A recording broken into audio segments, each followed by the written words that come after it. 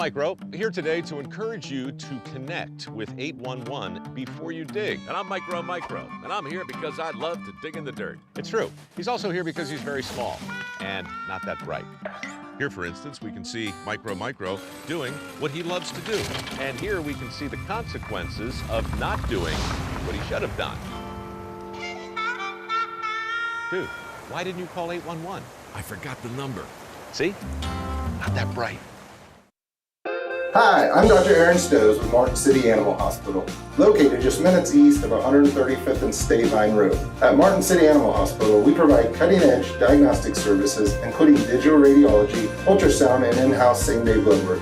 Also, specialty care such as general surgery, cold laser therapy, animal chiropractic, small animal reproductive services, and dental cleaning. With 4 other locations and a team of 15 veterinarians, our commitment to you makes Martin City Animal Hospital the vet you can trust.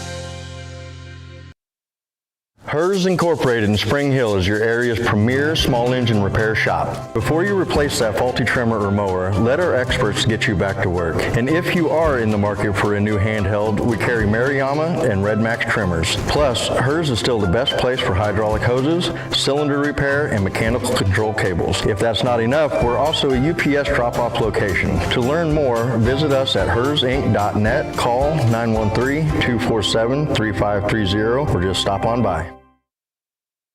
Up your lawn care game at HERS Inc. in Spring Hill. We have one of the area's largest and most diverse selections of lawnmowers, including top brands like Altos, Bobcat, Gravely, Dixie Chopper, and Red Max. Quality built machines for any size job. And when you get your mower at HERS, we offer full service and repairs covered by your warranty. From the backyard to the back 40, the all-star lineup of mowers at HERS will make you the captain of the lawn. See the full lineup at hersinc.net. Call 913-247-3530 or just stop on by.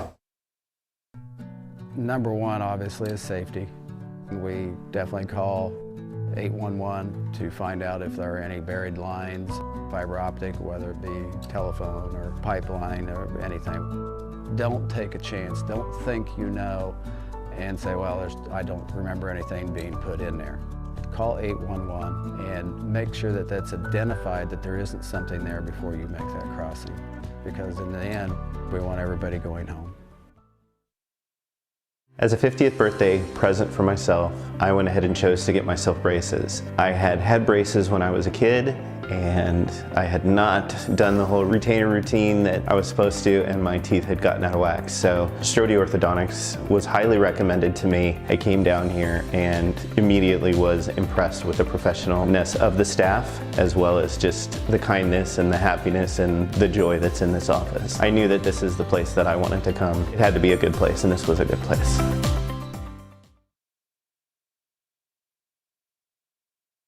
What would happen if I had to pick up the phone, call 911 for one of my family members or one of my neighbors? What would I do if no one was on the other end to respond?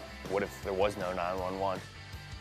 So you can be a part of the solution. Anybody can be a firefighter. Male, female, younger, older. We have school teachers. We have leaders in business. Is me, you, anyone that wants to be. There is no typical firefighter.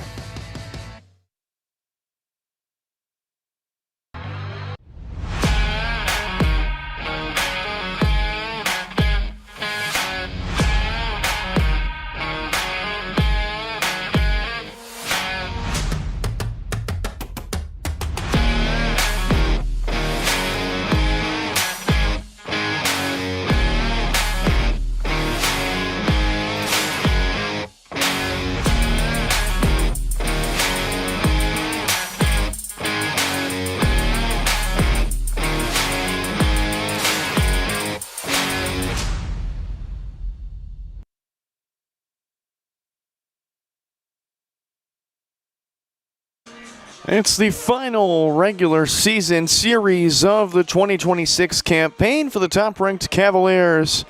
Back at number 1 for yet another week in a row as they welcome the Fort Scott Greyhounds into town here on Johnson County Sports Live, presented by Martin City Animal Hospital, the area's choice for premier service vet care.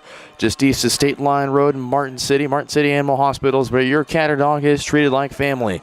Give them a call at 913-592-0095. Very pleasant good afternoon. Thanks for joining me here on the broadcast. I'm Brendan Bolin. Once again, back with you. Cavaliers, Greyhounds going at it. Final regular season contest. Doubleheader for the Cavaliers here in Overland Park. They'll travel to Fort Scott on Friday to round out the regular season before we move on to the Plains District tournaments starting next week. That date will be announced later. We'll take a look at the battery. It's Liam Roach who will be on the mound for the Cavaliers. 11 wins and no losses, a 3.40 ERA among one of the best lefty arms in the entire nation, the future Arizona State Sun Devil. He'll be thrown to the future Billiken Boston Bruce. The infield, Groh, Wilson, Rowe, Jones, left to right, and then in the outfield, Coonrat, Bradford, and Geisler. David Dobbs will be the designated hitter. No Ashton Hartwig today.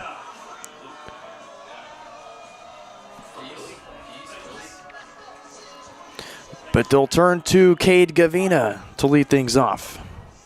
For the Greyhounds, Gavina, Erdley, and then Alex Downing. Zayden Cannon, if anyone reaches, for the Greyhounds here in the first inning. Roach fires the first pitch. It's low and inside for ball one, and here we go.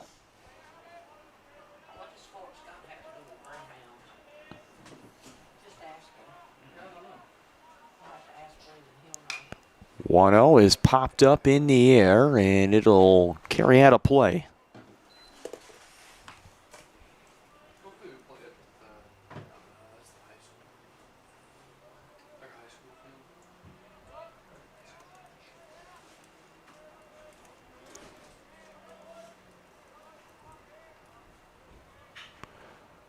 Fort Scott, Kansas. The Greyhounds come from about 2 hours.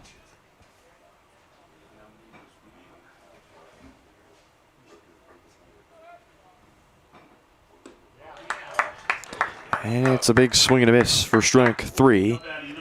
Scavina will go down. Swing and a missing, and there's one down for Max Erdley, the second baseman.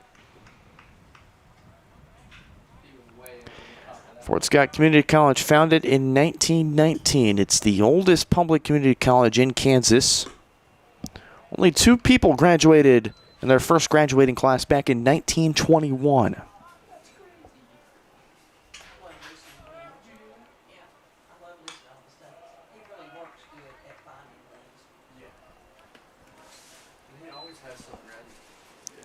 It's upon a strike to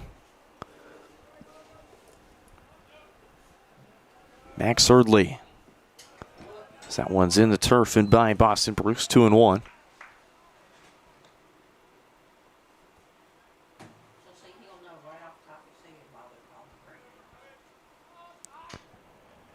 The Greyhound became the mascot of the Fort Scott Community College back in 1928.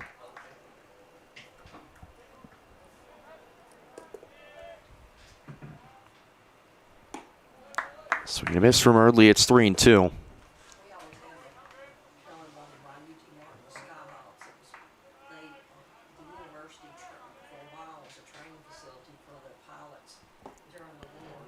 Two inside for ball 4, so Erdley awarded first base. So in will step the right fielder Alex Downing.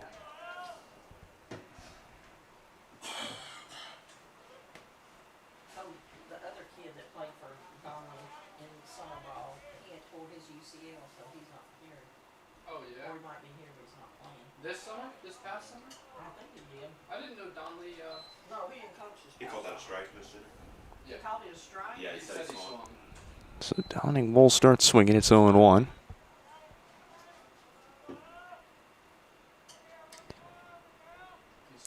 Now there's no indication on what the namesake of the college is, but although their logo is relatively similar to the Greyhound bus system that is used around the United States.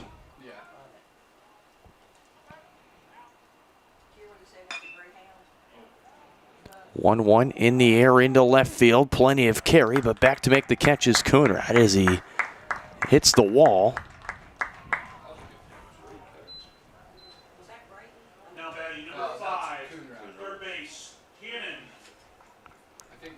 So Zayden Cannon, the third baseman, will step in.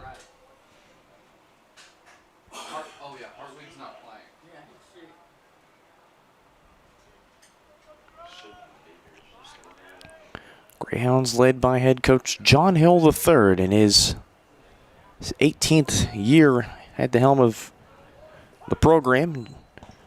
Just recently, earlier this April, notched his 600th career win as the Greyhounds head coach.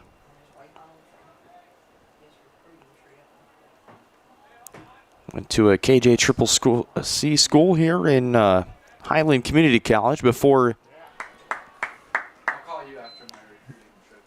his biggest and proudest achievement is graduating from Baker, a Lawrence native himself. Fort Scott always recognized for their academics, make sure that these guys are always well prepared in the classroom and on the field as well. 0-2 with a runner on first. Roche's pitch to Cannon. It's a swing and a miss. 1-2. As they'll call Roche for a pitch clock violation, just didn't get it off in time.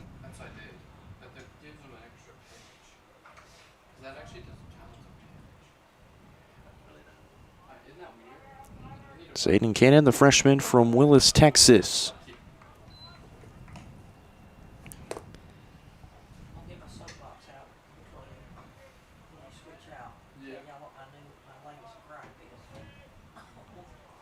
.444 averages 50th game this year. Deuce is wild on the board. Cannon lifts that one into left center. Coonrat calls for it and makes the catch right near the banners in the outfield for out number 3.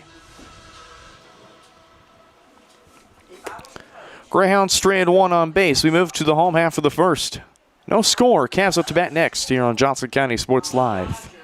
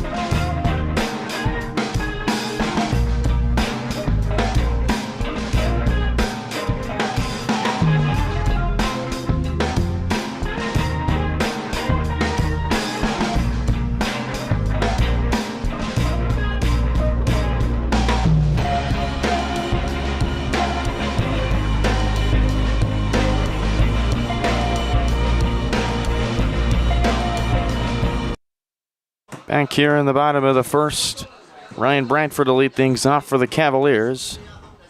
So we'll take a look at the arm on the mound. Depending on the shoe, it's usually 12 to 14. This is Drew Nash, the right-handed freshman from Willis, Texas, and Bradford's going to be plunked.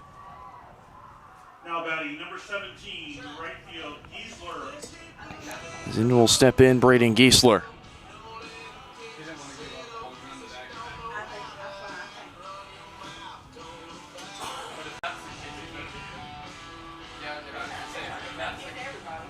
So Braden Giesler will step in with a runner aboard on the first offering from Drew Nash.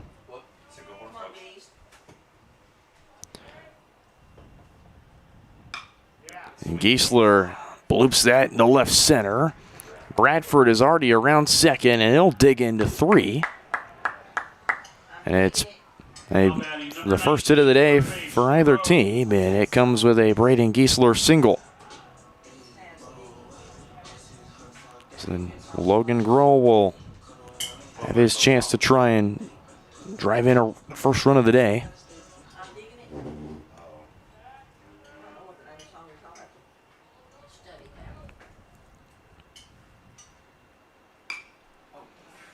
First pitch swinging and fouled off.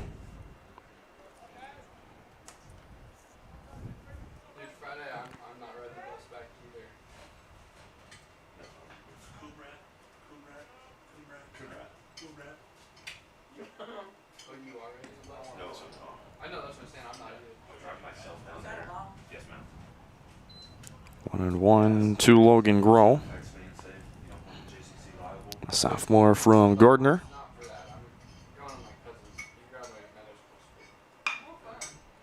This one grounded up the middle and through past Thirdly. Into scores Bradford. Into third sliding in is Giesler. It's an RBI single for Logan Grohl, and it's 1-0 Cavaliers.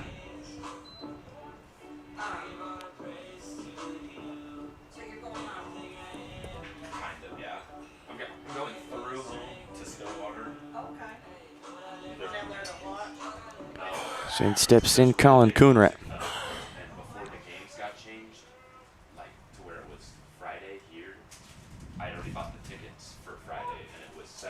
First pitch in for a strike to Coonrat, the left fielder, future West Virginia Mountaineer.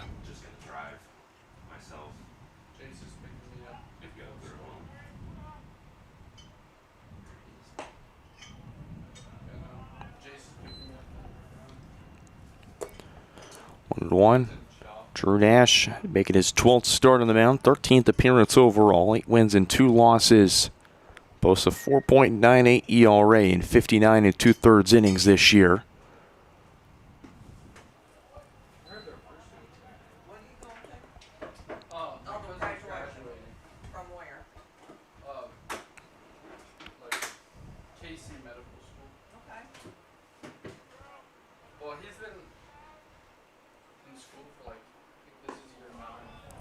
Two one in for a strike, 2-2.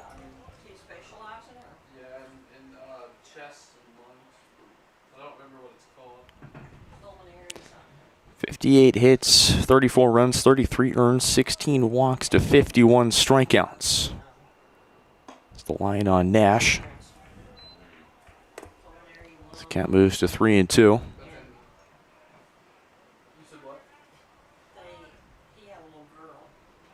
Pitched in the first game against Allen, which would be given the loss. Went 5 1/3 innings, allowed 9 hits, 4 runs that were all earned, and that one into right field. They'll drive in Giesler to third, goes Grohl.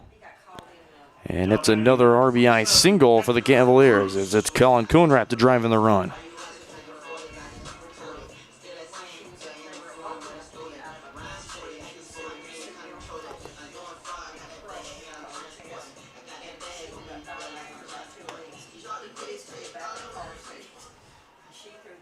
Cavaliers again with runners on the corners. This time it's Boston Bruce, the catcher.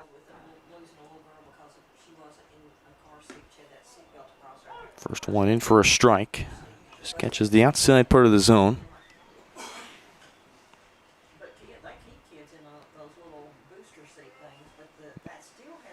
Nash had only 3 strikeouts in his start against the Red Devils as Bruce swings and fouls it off. It was way inside. It's 0-2.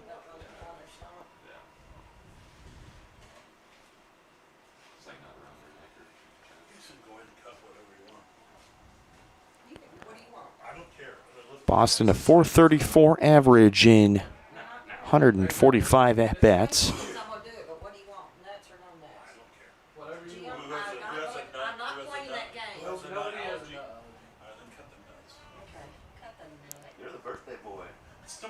Oh, no balls and 2 strikes. Bruce gets a hold of that one. Nice diving grab by Gavina. Throw to first, gets away. Bruce is tailing to second, and into third standing is Coonrat.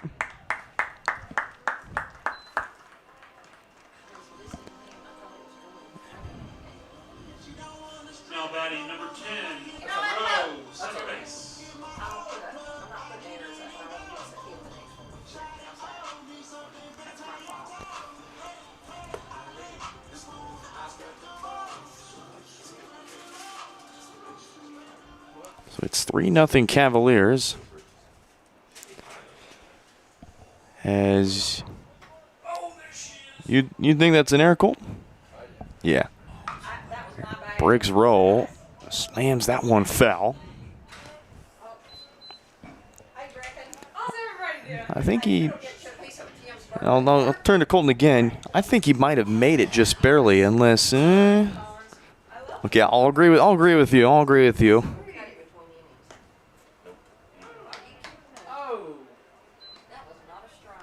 It's 0-2 to Briggs row as Boston Bruce will officially reach on an error by the shortstop Cade Gavina. 0-2 to Briggs row, and it's upstairs. 1 ball, 2 strikes.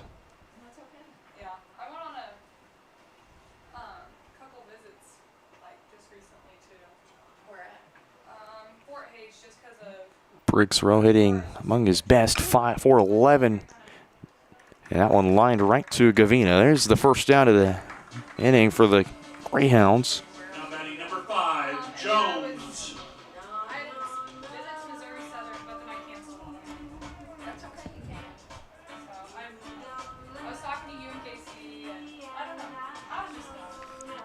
So 1 down for Jack Jones.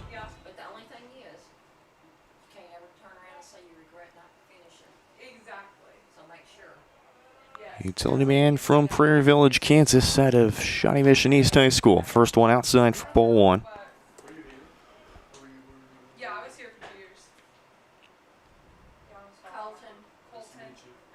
Batting .303. Next one fouled off and will carry out of play.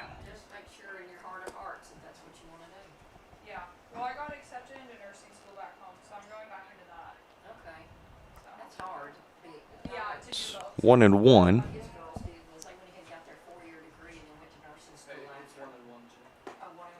Check swing. They'll say he was inside, and Jones did go around. It's 1-2.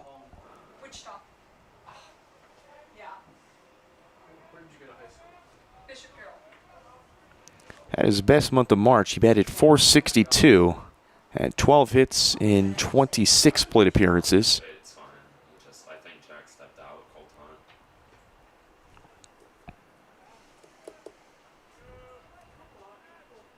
Another 1-2. It was upstairs, but Jones will foul it off and stay in the count at 1-2.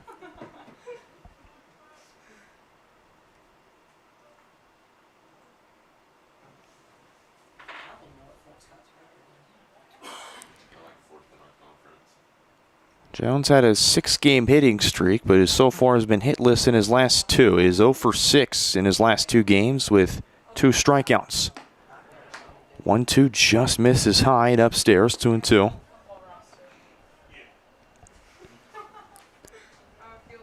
Cavaliers looking to have their first ever undefeated conference record. Currently sit 28-0 in the standings. Jones towers that into center, and it'll drop in front of 3 defenders. Coonrad is in to score. They'll hold Boston Bruce up at third. That's another RBI single for the Cavaliers as Jack Jones drives in the 4th run of the first inning.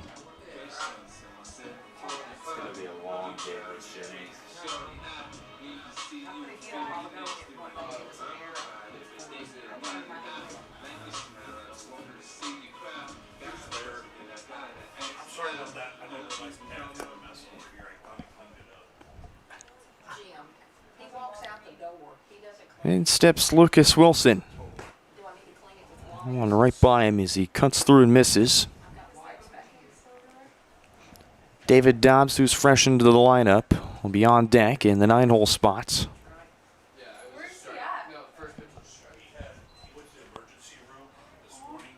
0-1. Wilson places down the bunt up the first base side, and it'll be a sacrifice as it drives in Bruce. It's 5-0.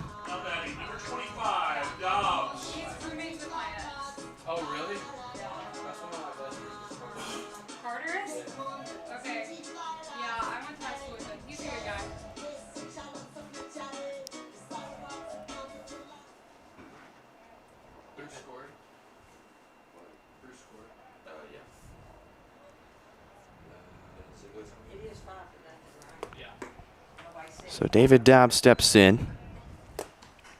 First pitch is in for a strike. So the Cavaliers will have essentially batted through the order. Pitch clock violation as it's 1-1.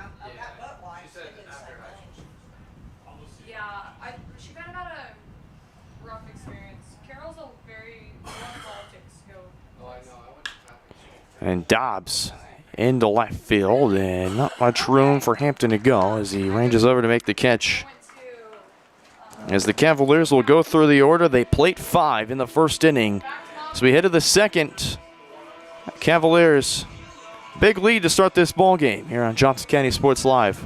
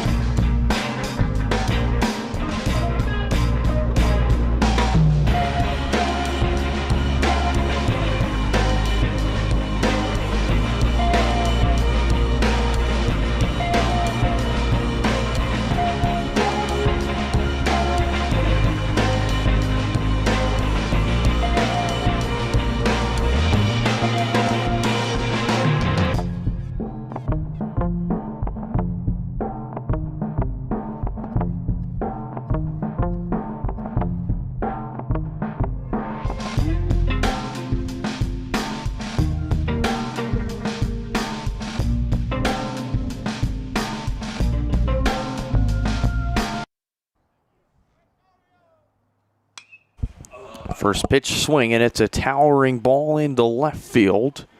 Wilson will cut it off, and he'll make the catch.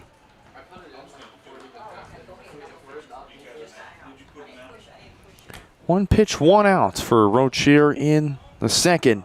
Now batting number 4, Rowan Christensen.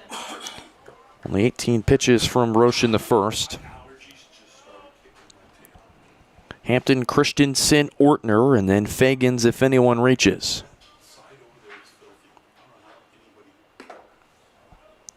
Breaking ball that misses outside.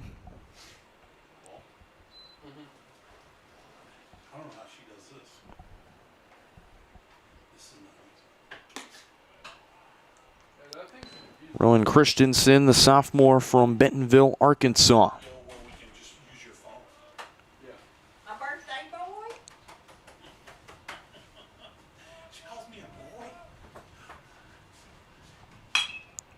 Hard liner, a great diving grab by Groh. The throw to first. Got him!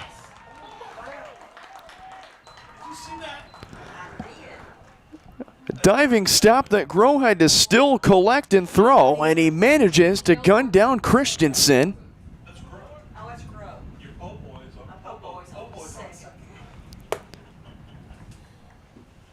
And what a play from Logan Groh to be able to nab the second out.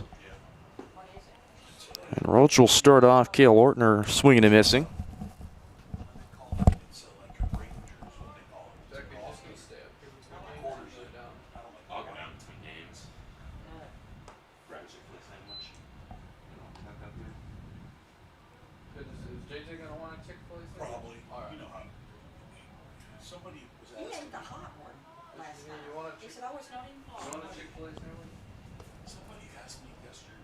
Oh, 2 swung on and missed. It's a 3-pitch strikeout to the Clive, Iowa native as the Greyhounds go down 1-2-3 in the second. Roach has 2 punch-outs through 2. We move to the bottom half of this second inning. It's 5-0 Cavaliers.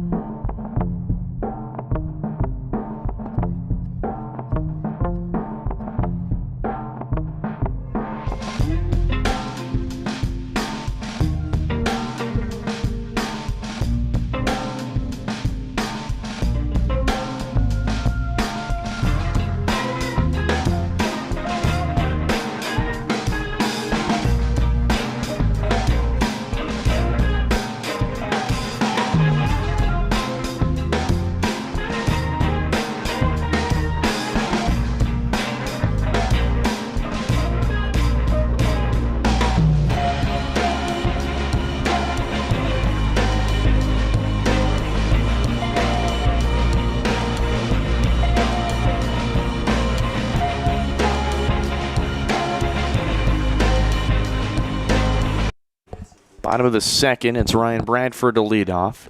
He pops this one up into foul territory, racing over and smacking the fence is Downing.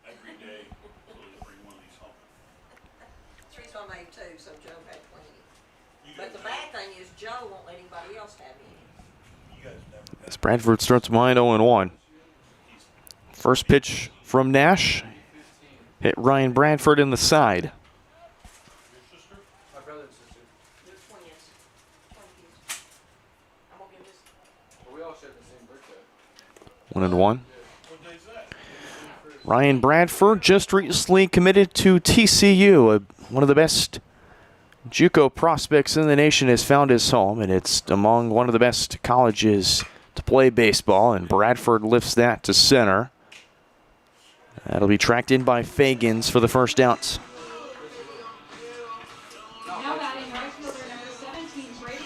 And of course, I wouldn't be remiss if we didn't send our all congratulations to Ashton Hartwig as well. Found his home at the University of Central Arkansas.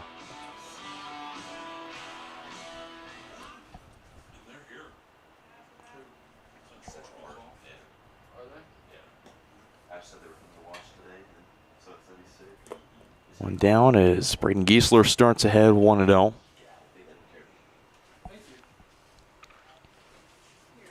Jasper, Indiana native.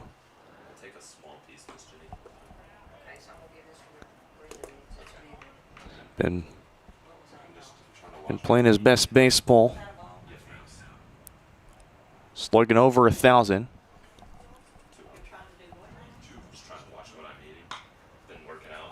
2-0 fouled off. Nice hops, first base coach Canary.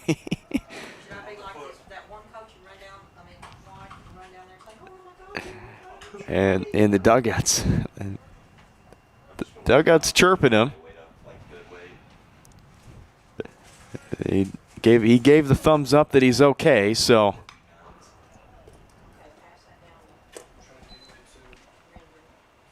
Is this too big or too small? I cut it in half. No, that works. There's nothing bad in this. There's cherries. That's a fruit. Giesler batting .430 this year, and he sends this one deep to right field. Back goes Downing, and he'll make the catch near the track for the second out. Now batting third baseman number 19, Logan Grove.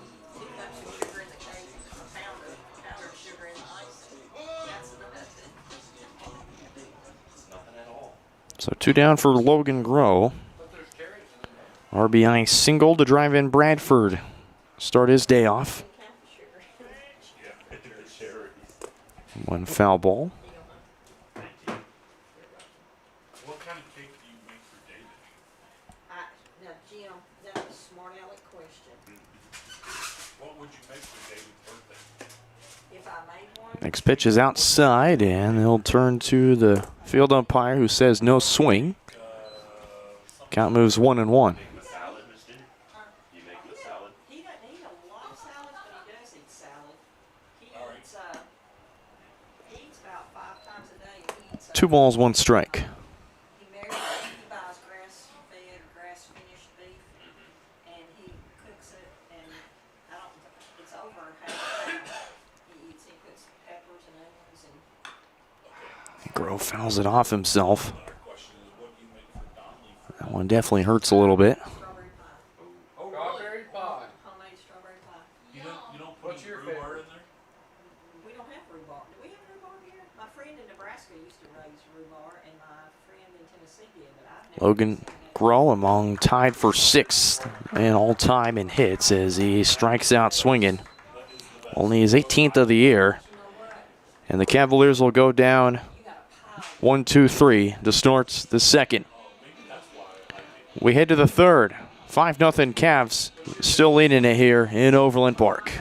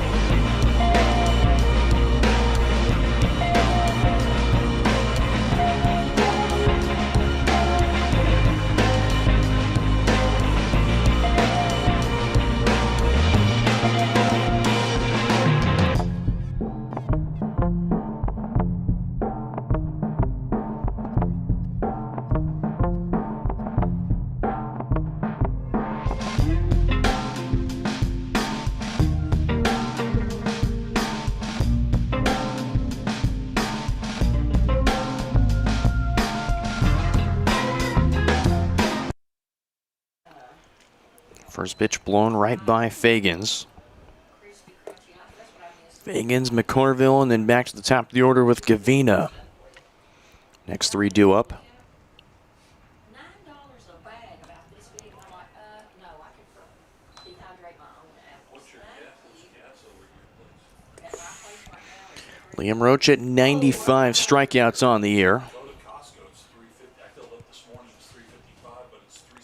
1-1 is outside. Great save by Bruce. 2-1.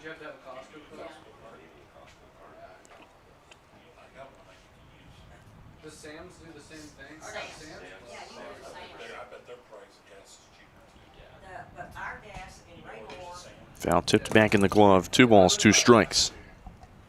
the one, Lenex is cheaper than Overland Park, but Raymore is cheaper than both of them, which really surprised me. It was $3.43, because y'all keep saying Kansas is cheaper on gas, and usually it is, but right now it is I not. don't know, but I paid $3.86 yesterday, and I was Oh, Lord. Laser beam right at the Cavs dugout. Still here at 2-2. Parker Fagans. Sophomore from Castle Rock, Colorado. As he lines that in the left field, and there's the first hit of the day for Fort Scott. It comes near the bottom of the order in Parker Fagans. 55th hit of the season for Parker's 29th in conference play. So I'll turn to Cale McCarville in the 9-hole spot as the DH today. Redshirt sophomore from Springfield, Missouri. First one in for a strike.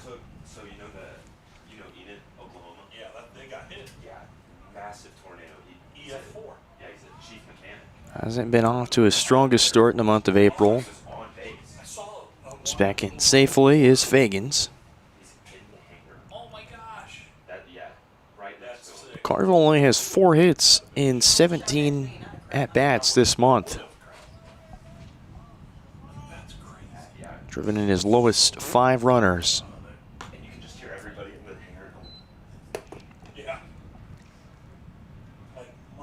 His line in the month of April, 235, 300, 235.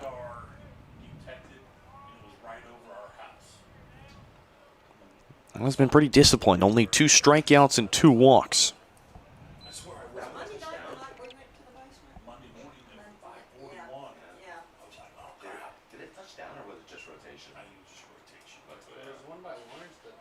Oh, I haven't shown y'all the golf course. Yeah, by Martin City. The wind was real bad. 2-1, and Carville late on that one, 2-2.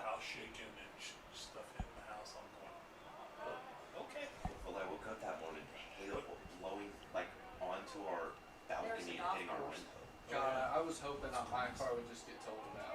I was praying. I was really hoping mine didn't. I really liked mine. Roach looking for his first out of the inning, and he'll get it via the punch out. That's one of the bigger ones. Now batting number 1. His 3rd time he's fanned out a batter swinging. He's up to 96 total strikeouts. There's one down as we go back to the top of the order with Cade Gavina. And his layout, he's got tons of good stuff. And what was crazy that night that he had that storm. Gavina, first pitch swinging, it's fouled off. His buddy had a flat tire and he Gavina hails from Amarillo, Texas, the sophomore. 413 average so far this year. Has been hitting 432 in conference play. We should have went to the casino and stayed put there. I'm serious. For one's low, 1-1. That would have been a good place. The casino. It's right there. 5 minutes, it's 18 plus. We all could have got in. Hitting 386 on the road. He's had a brilliant month of April. 32 hits in 61 plate appearances, 61 at-bats. 6 doubles, a triple, a home run, has driven in 8 runners. Walked 6 times, struck out only twice. That's the lowest in any month. He's stolen 4 bases, total 8 stolen bases on the year. 7 of those 8 against conference opponents. 1-2 misses outside. 2 balls, 2 strikes. No, blackjack together. He was like, kind of expected you were here. What? You can only have to be 18? Yeah, but Indians, no, they do. No, they do. But just low levels. They just have big tax so much on 2-2. This one skied into right field, and that one going to be over the head of Giesler as it goes off the wall. Churning home is Fagans, and into third is Gavina. RBI triple. As dominant month of April continues as he drives in the first Greyhound runner of the day. Max Erdley.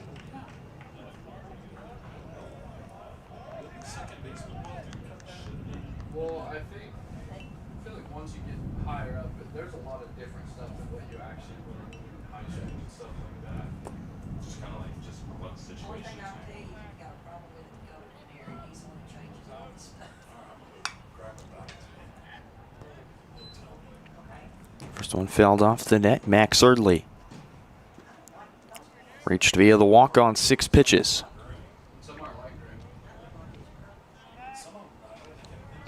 Oh, they don't. Count moves to 0-2. Half of them are wearing the same socks. But I've been watching a lot of school. I go home and watch the storm changes.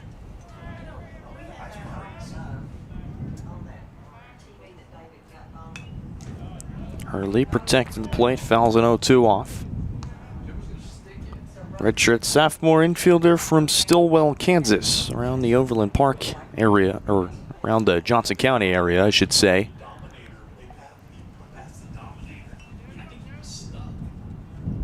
A lot of the kids from that area would go to predominantly like Blue Valley West High School. 0-2 is fouled off again.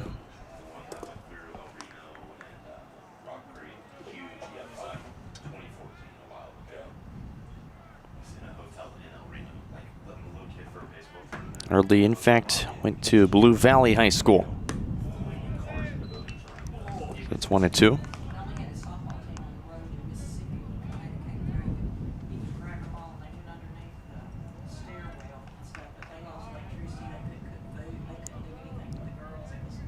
A solid month of April, 289 average on the month.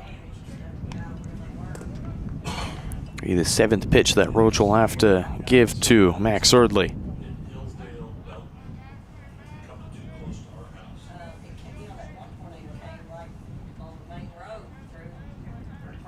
One, two, foul tipped back in.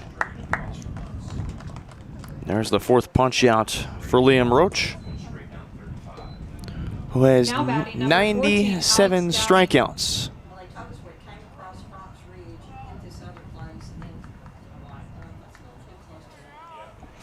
Liam Roach's 97 has broken the season high in 2025 by a single player. Go back to Josiah Golden, who had 96 back in 2020, back last year. Roach at 97 this year.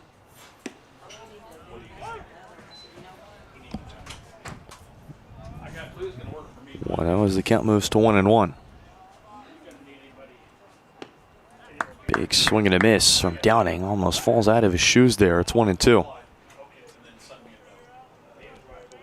1 strikeout away from tying Brandon Droge's record of 98 in a season back in 2008. And there it is. 98 punch-outs on the season for Liam Roach. Phenomenal start to the day. He gives up 1, but it's still a 4-run lead for the Cavaliers. Has moved to the home half of the 3rd here on Johnson County Sports Live.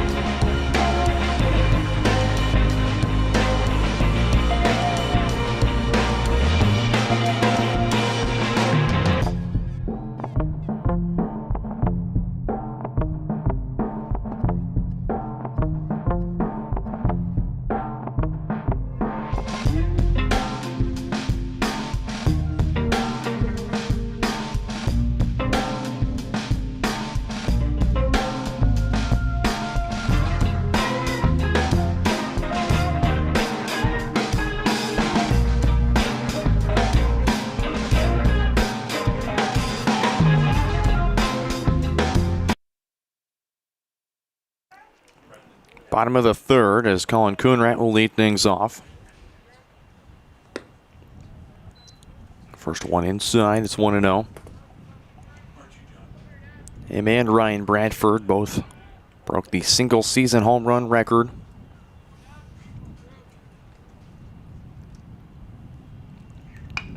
Check swing, it's a dribbler to third. Cannon is there, and he makes the throw to Ortner in time for the first out. Now batting pitcher number 27, Boston Bruce. This one down for Boston Bruce.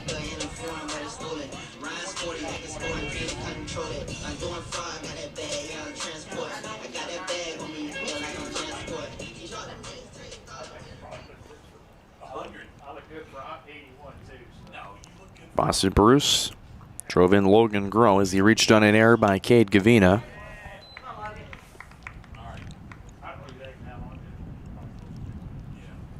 Be driven in later by Lucas Wilson via the sac bunt. Cavs just had one out to work with, so trying as many as they can. This one popped up in foul territory, and it'll be tracked down by Cade Gavina all the way from short. It was him, Cannon, and Hampton in chase. Baseman number 10, Briggs Rowe. And there's two down for Briggs Rowe. In which, speaking of that home run record, Briggs Rowe just needs 3 home runs this year to tie the original mark of 26 that Bradford and Coonrat broke.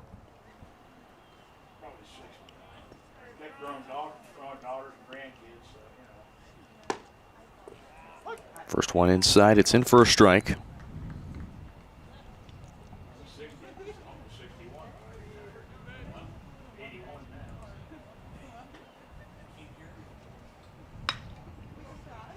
This is a little dribbler to second, fielded by Erdley. Jeter-like throw, not in time, as Briggs Rowe is in with an infield single.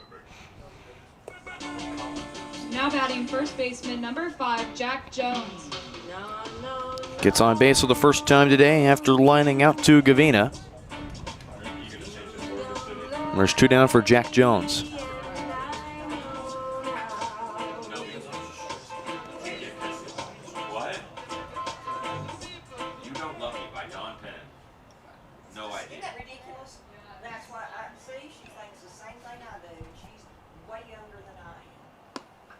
First one outside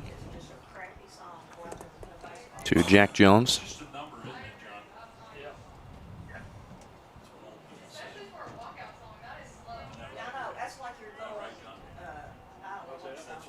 They're back to first, and back in safely is Briggs Rowe.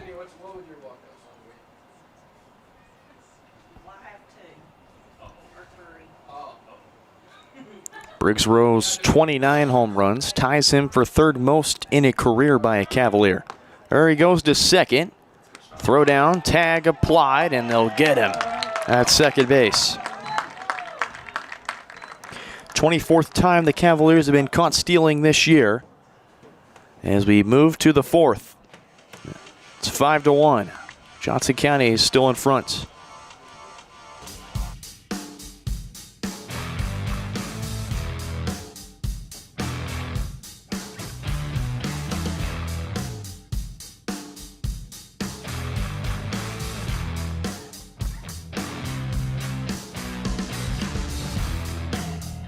See the full lineup at hersinc.net. Call 913-247-3530 or just stop on by.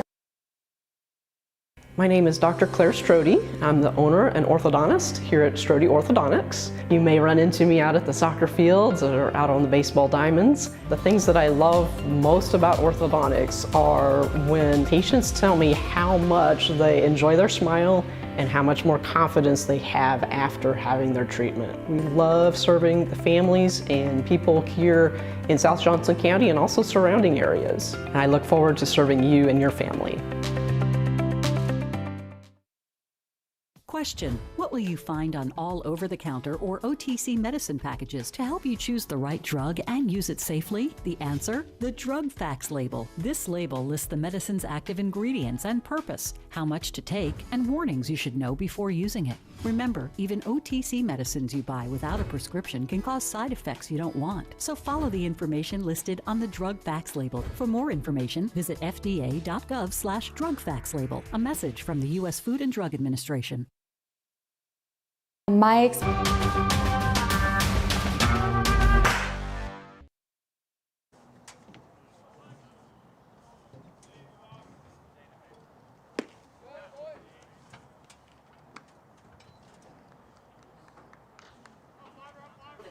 Big swing and a miss to start the fourth to Zayden Cannon.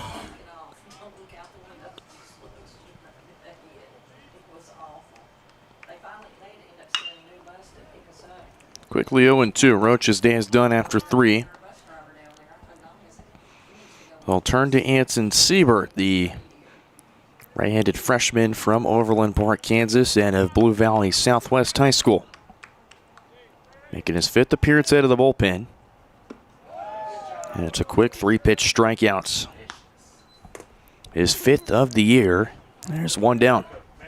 Now batting number 55, Ethan Hampton. As Ethan Hampton will step in.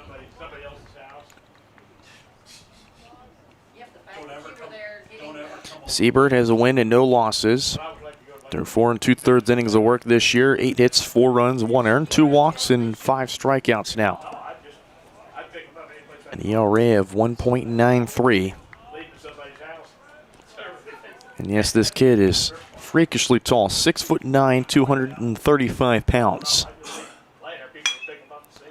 High chopper to short. Nice play by Wilson. The throw to first is high, but caught it inside by Jones. For the second out. Now batting number 4, Rowan Christensen. Thanks for being here. 2 down for Rowan Christensen. I know. That's why I'm leaving. All right, have a great one. I'll be right back. First one low and in for ball 1. Christensen 0 for 1. Grounded out to Logan Grow his first time up, back in the second.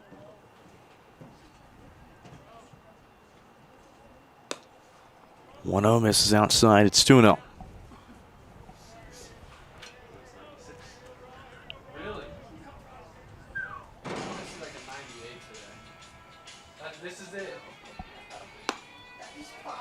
Count quickly works 3-0.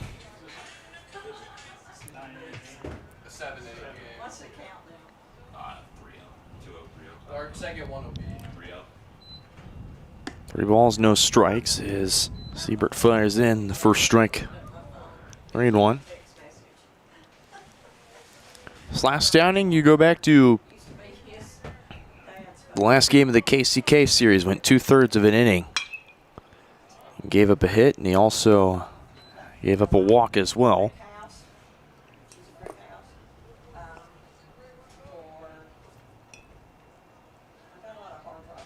That's a good walk-up zone. Yeah. Siebert's 3-2. It's low and out for ball 4.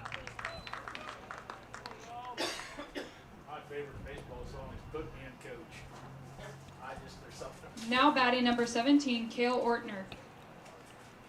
So there's one on and 2 down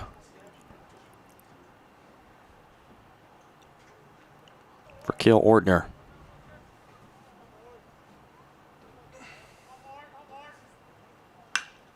And Ortner rips that to right field. That'll be all the way up the line and off the wall. And Coach Hill will hold up the runner at third as bit of miscommunication on the cutoff as Giesler is able to get it in time before any damage dealt. Now batting number 7, Parker Fegans. As Ortner's on to the double. It's Christensen at third. And steps in the center fielder Parker Fegans.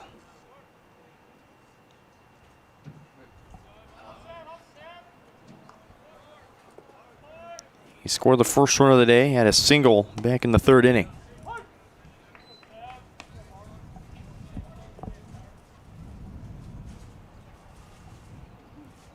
So Seaver, despite getting 2 quick counts via a strikeout and a ground out, now all of a sudden has some traffic to work out of. So that one's high and in.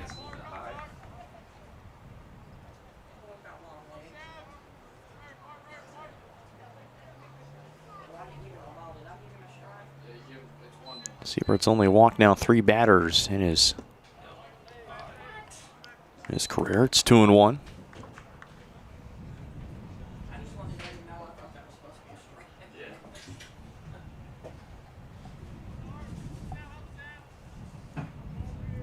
Castle Rock native will step aside as in to score is Christensen on a passed ball.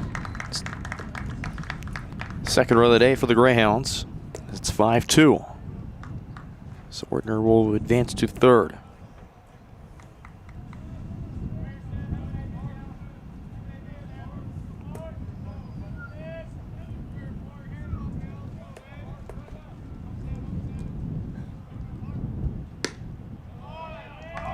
One misses for ball 4.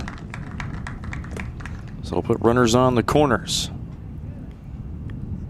Now batting number 15. It's the 9-hole hitter, Cale McCarville.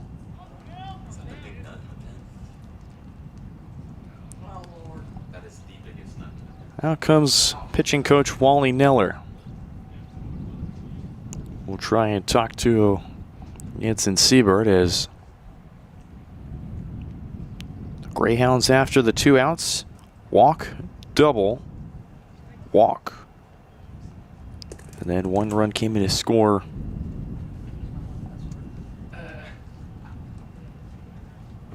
So it's just a quick, simple meeting with Coach Neller as he retreats back to the dugout as Cale McCarville, the 9-hole hitter.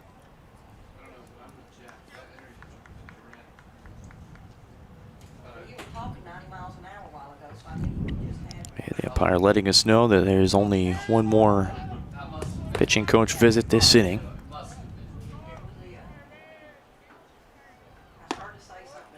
Siebert starts off strong, gets McCarville to swing and miss. McCarville was the first out of the third. He would strike out swinging on 5 pitches from Liam Roach.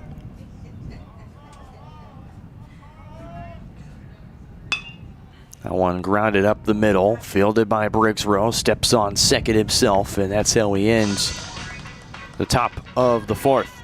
Another run comes in for the Greyhounds. They still trail by 3 as we head to the home half of the 4th here on Johnson County Sports Live.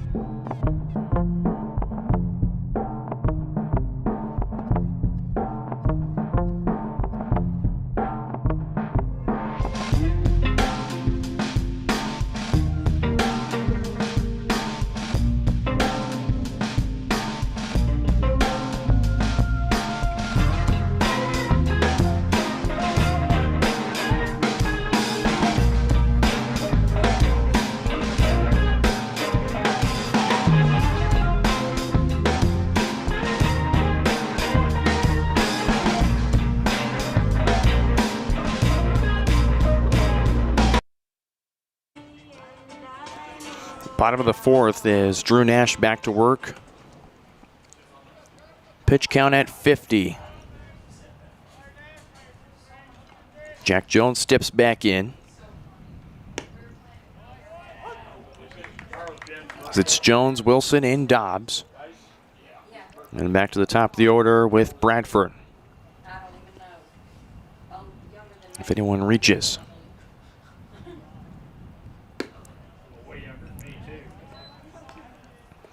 1-1 to Jack Jones. RBI single to score in. Colin Coonrad back in the first.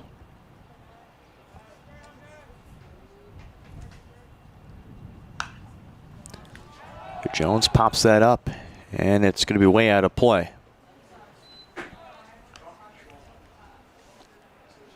1-2.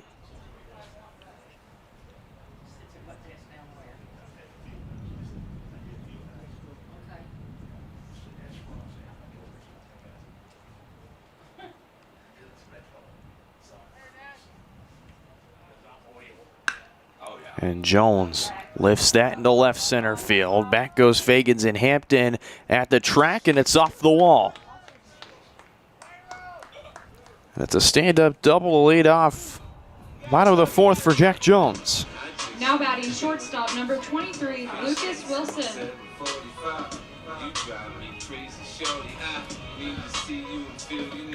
Sixth hit of the day for Johnson County. As in will step Lucas Wilson.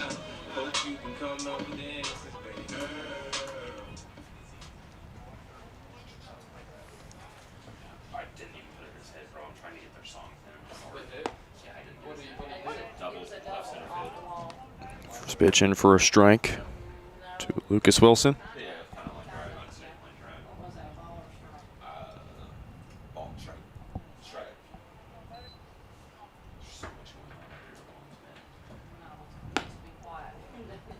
Next one moves outside, 1-1.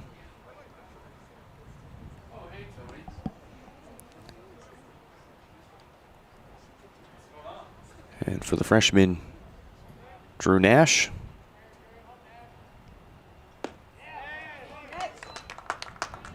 He gets Wilson to swing and miss.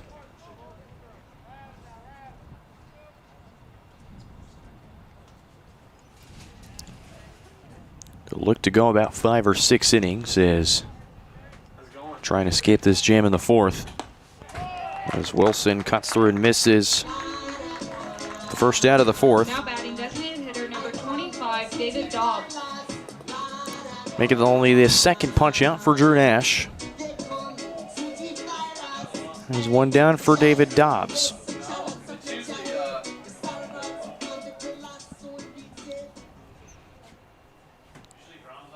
Dobbs lined out to Ethan Hampton his first time up. He'll show bunt and fouls it off up the third base side.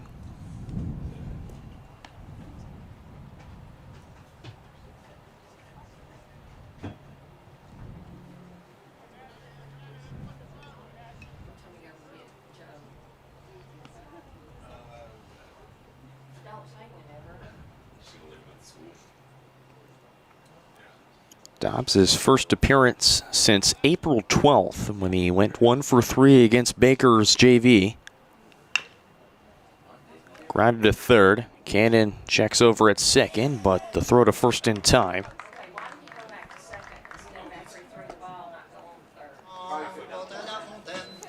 Now batting center fielder number So Jones will stay put at second. There's 2 down as Ryan Bradford back at the top of the order for the third time today.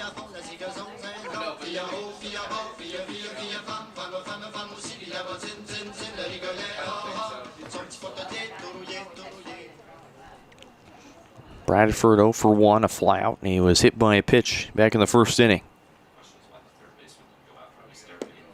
Bradford swings and misses through that one. It's strike one, 0-1. Start to Bradford.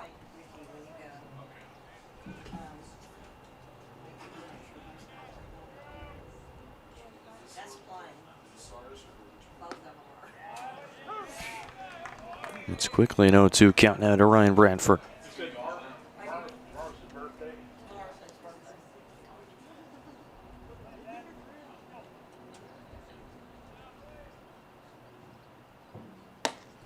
Someone upstairs, head level 1 and 2.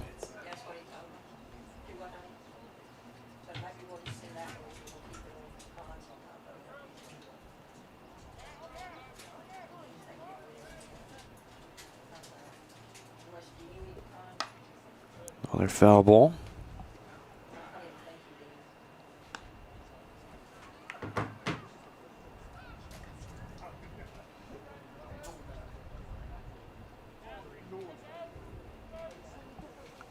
It's another 1 ball, 2 strike count. Nash takes a few peeks to second, will fire. Grounder to short for Gavina. Throw to first in time. That's how we end this 4th inning.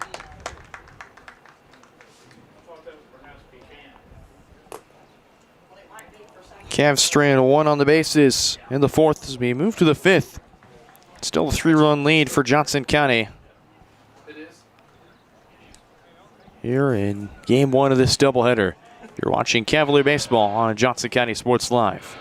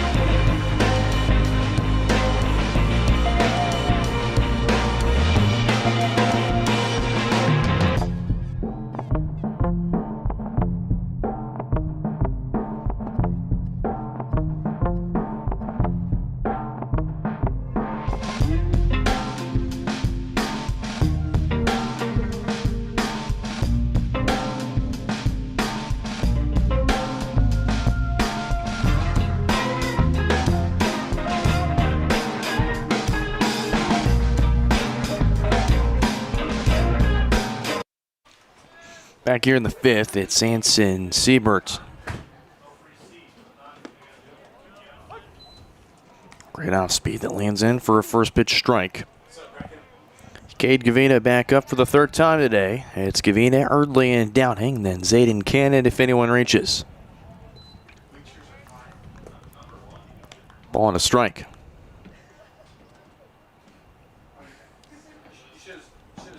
Gavina 1 for 2, an RBI double or RBI triple back in the 3rd, and then would strike out swinging back in the 1st. Check swing. Field of umpire says he did not go. It's 2 balls and a strike.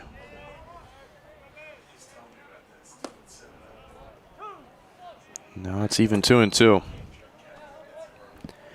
It's in Siebert had 19 pitches back in the 4th.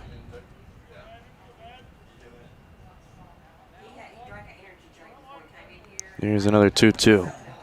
That one's in for strike 3, and Gavina will go down looking. Second punch out for Anson Siebert.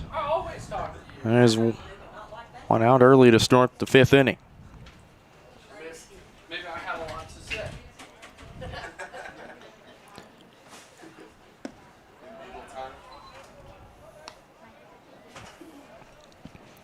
Fort Scott can't go farther down than 4th place in the conference.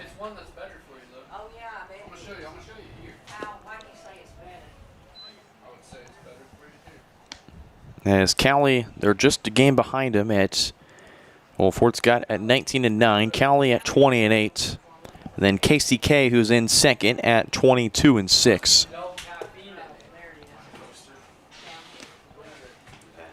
1-1, 2-1 now.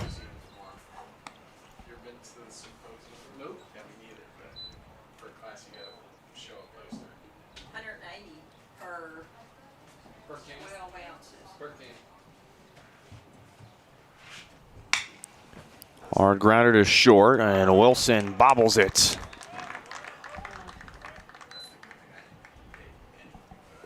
Trying to field it like a routine ground ball with his front end, but just bobbles it. And there's the first error of the day for the Cavaliers defense. This Cavaliers team has been fielding much better, a .973 fielding percentage.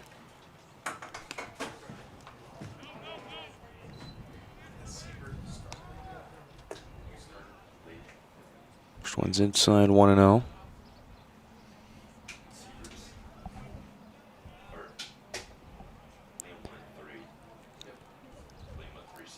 Cavaliers have only made 36 errors, which is the fewest in the entire conference. Okay, so I'm way under that. Yeah, but you're taking it in an hour. How much is that? 180. 2 balls and a strike.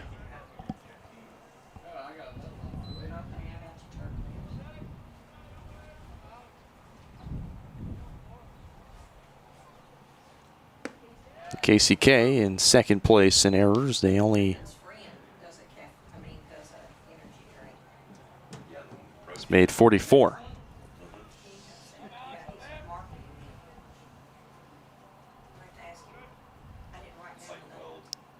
Two upstairs, 3-2.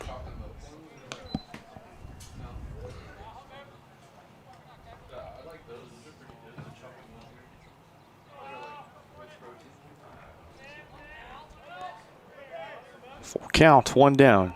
Siebert fires, and it's in for strike 3, and Downing threw his bat like it was ball 4. But instead, he'll have to chase down his bat and walk to the dugout. Now batting number 5, Zayden Cannon. And Siebert has his 3rd strikeout of the day.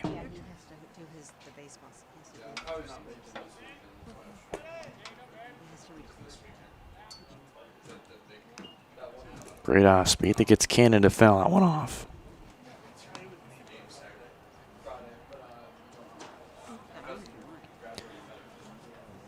Cannon's 0 for 2. A fly out and a strikeout swing. It has been his day.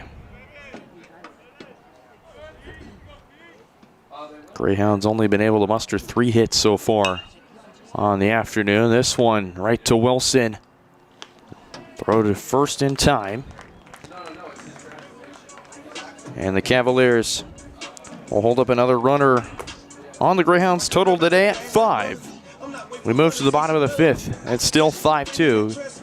Johnson County still in front here at home.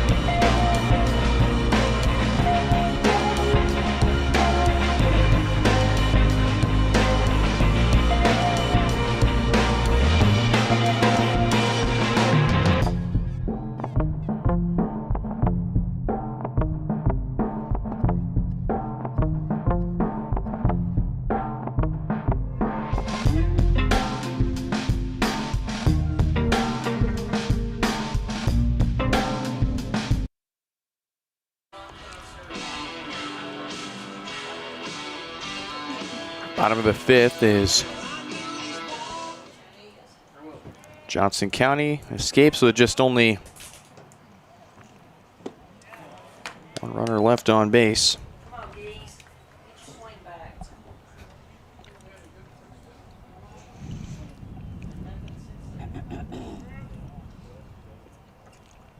Drew Nash back for his 5th inning of work.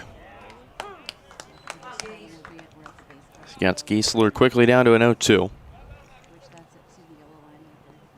Giesler is 1 for 2 on the day, a single and a flat. He's come around to score.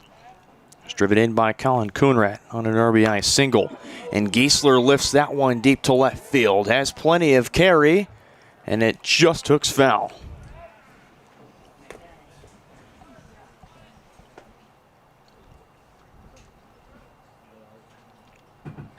And he got all of that.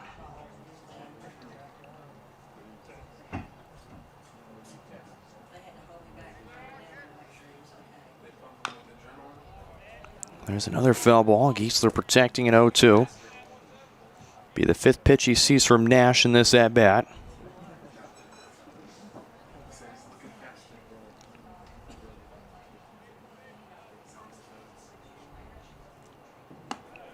That time Nash steals him outside, 1-2.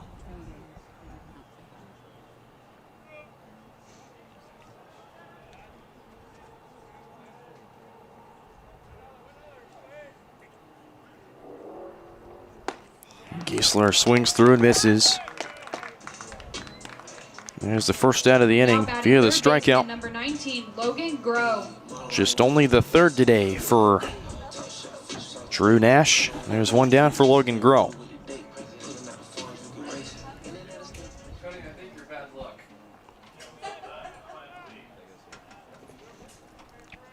It's the Cali transfer Logan Groh. Steps in. 1 for 2 with a single and a strikeout swinging. Drove in the first run of the day, and Ryan Bradford. And Logan Groh hits that the opposite way into right, and under it is Downey for the second out. Now batting left fielder number 4, Colin Coonrat.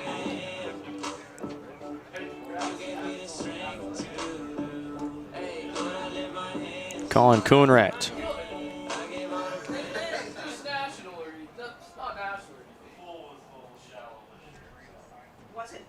Was there an article put out about it? 2 down, misses outside for ball 1. And I missed it. Did you guys get awards?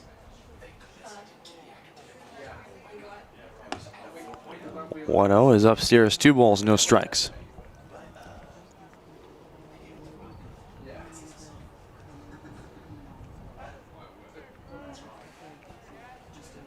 Coonrat single and a ground out. So drove in Braden Giesler. Nobody knew who was getting that one. Yeah, Hackett did, sorry. And just Rocco got it, he was like, and he just walked up there. He was not happy. Does it just go to the sophomore Yeah. 4.0? Coonrat takes ball 4. It's a 4-pitch walk. First runner on here in the inning. 2 outs, it's Boston Bruce who steps in. 27, Boston Bruce.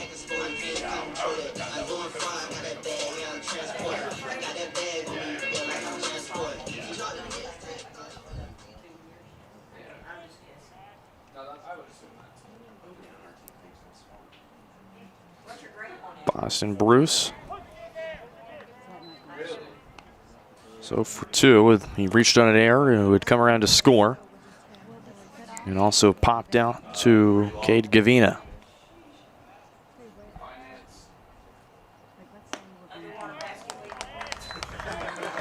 Quickly down to 0-2.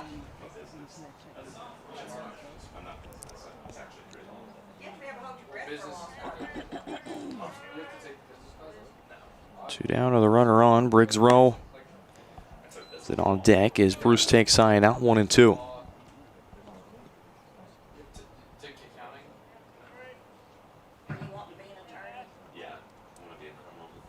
Bruce 17 career home runs. Pokes that one to Gavina at short. The flip to Eardley at second in time. That's how we end this 5th inning. Yeah, that or be a DA, district attorney. Cavaliers strand another runner on the bases. Only their 3rd today. We hit to the 6th inning. It's 5-2. Cavaliers still leading it.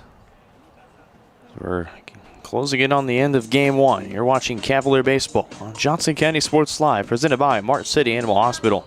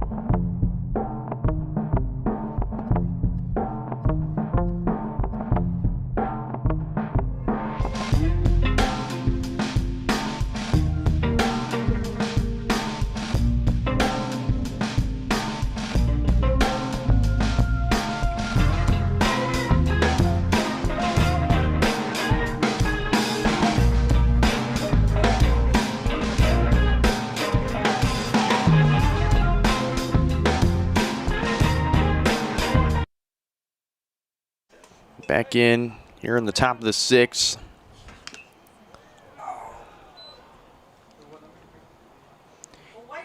Ethan Hampton, the freshman from Olathe, Kansas.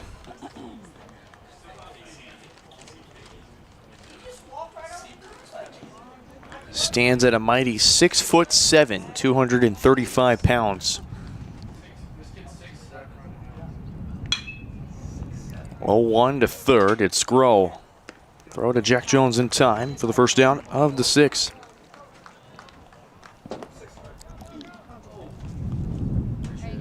Now batting number 4, Rowan Christensen. Rowan Christensen will step in.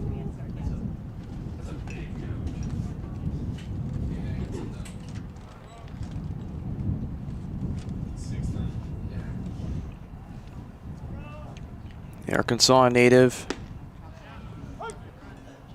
0 for 1 today with a walk, scoring a pass ball, and then he grounded out to Logan Groh for the second out of the second. Braylon Brooks is in on the bump for the Cavaliers.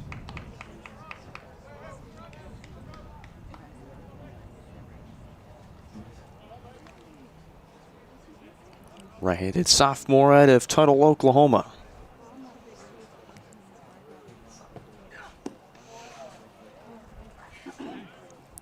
The 3-pitch strikeout quickly to Christensen. 2 up, 2 down to start the 6th for the Cavaliers. Then steps in the first baseman, Cale Ortner.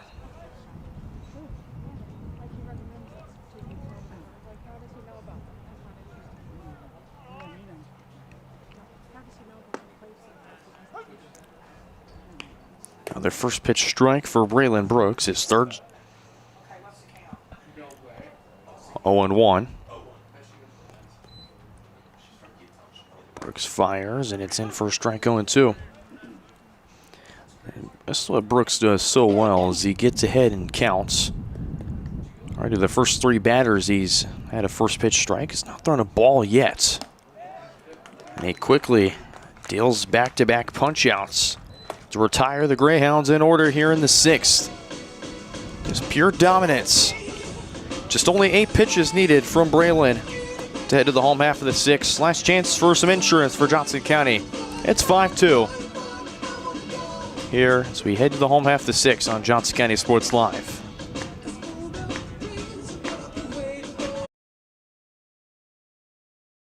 It's Strode Orthodontics was amazing. Like most people who had their first round of braces, I forgot to wear my retainer and so therefore had crooked teeth. I got engaged this year. I wanted straight teeth for my wedding, and so Dr. Strode was able to give me Invisalign, and now I have the straight smile that I've always wanted. We're gonna get such a welcoming experience here. The day of my wedding, I'm not going to be scared to take pictures. Now I can finally be confident with my smile on that big day. Everybody can make something, because I think everyone has a spark of creativity, and the reason that I have to keep making is because I don't think my life would be as fulfilling without it. If you make things yourself, that means you're not cowering in fear. You're out there taking chances. That, I think, is my way of saying I love you to the world. All right, now I want to hear why you make. Share your own Why I Make story today. Visit whyimake.org.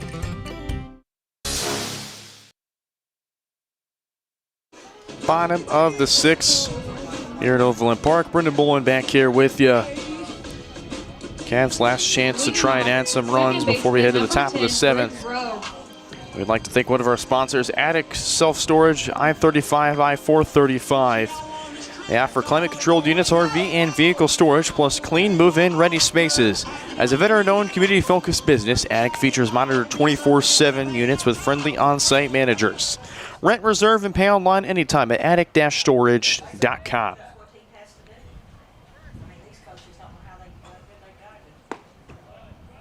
First pitch from Drew Nash, back to work here in the 6th. It's in for a strike to Briggs Rowe. Briggs Rowe, Jack Jones, Lucas Wilson. The next 3 due up for Johnson County. David Dobbs, if anyone is on. Count quickly work to 0-2.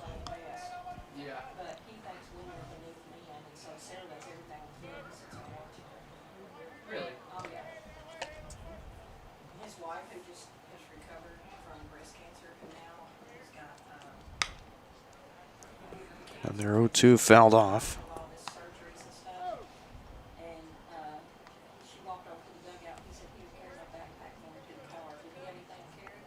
Drew Nash enters into the 6th with 81 pitches thrown. Oh, it's going to hit him. 0-2 absolutely drills Briggs in the side. The second batter that Drew Nash has plucked today. Now batting first baseman number 5, Jack Jones. There is a Greyhound warming up in the bullpen.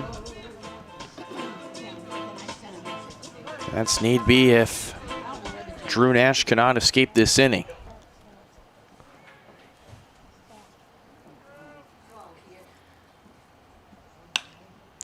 Jack Jones hits a fly ball into shallow left center, and charging under it is Fagans. The first down.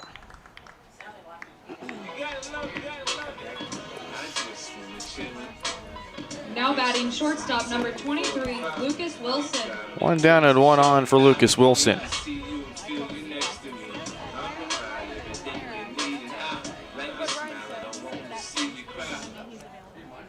Lucas is 0 for 1. He had a sacrifice bunt that scored in Boston Bruce back in the 1st inning, but would strike out swinging in the 4th.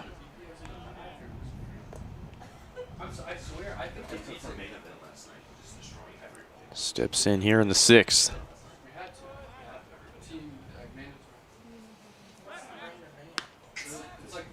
All right, to first, back in safely is Briggs Rowe.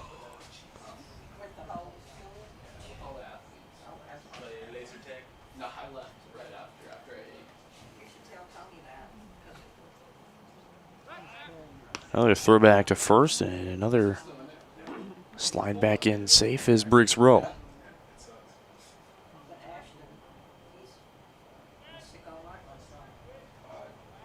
Lucas Wilson hasn't had a hit in his last 2 games.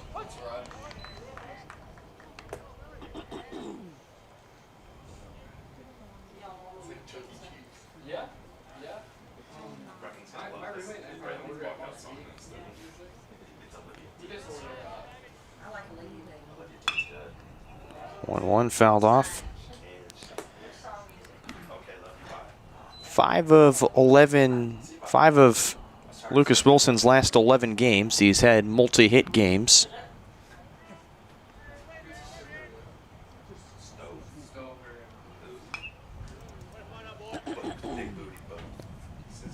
3 of Wilson's 4 games.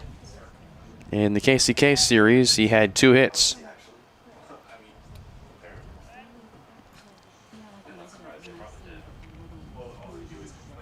Brings a little lead off of first. There he goes to second, and Wilson fouls it off.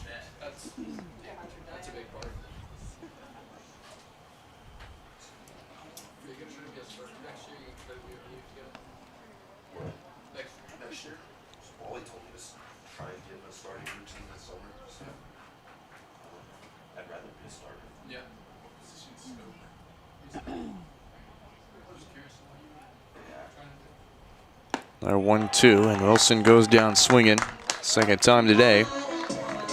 There's 2 down for David Now Dobbs. batting designated hitter number 25, David Dobbs.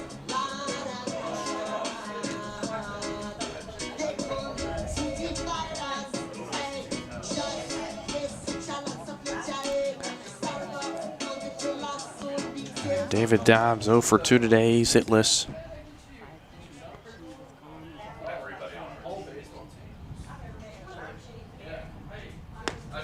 First pitch is right down Broadway for a strike.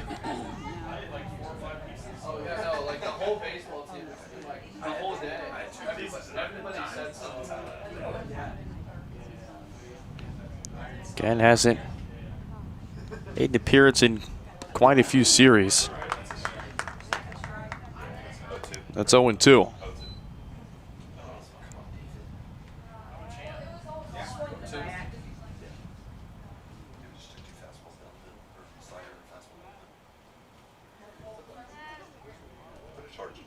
Oh-2 rips that one deep to left field. Back goes Hampton. Track, wall, gone!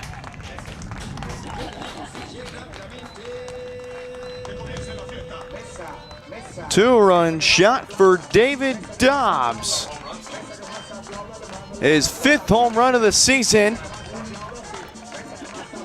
And the Cavaliers add 2 more on the board. It's 7-2.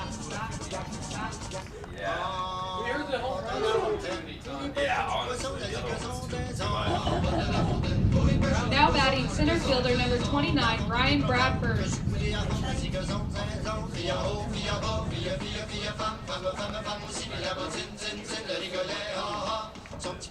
And David Dobbs did what he did against Baker. His only hit of that game was a home run. And right there falls up his first hit of the day in this game is a home run. And that one away inside on Bradford.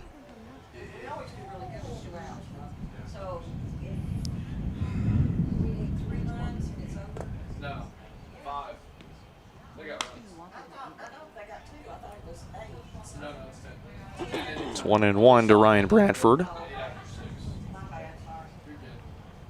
0 for 2 today. He was hit by a pitch and he flew out and he's grounded out today.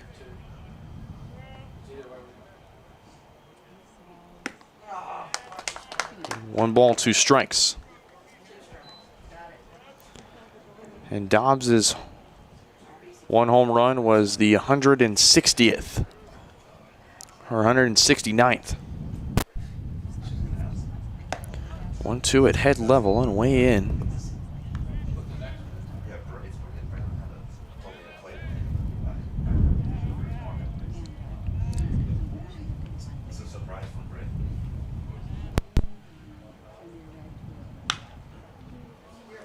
Bradford towers that one foul. Again, still at 2-2.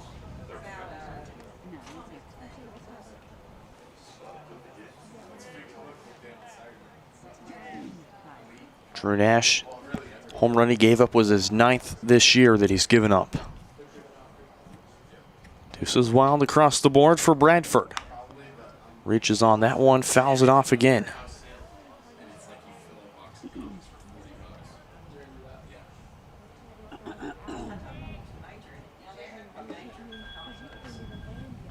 This will be the 20th pitch of this inning. From Nash to Bradford. That one inside, count was full, 3-2.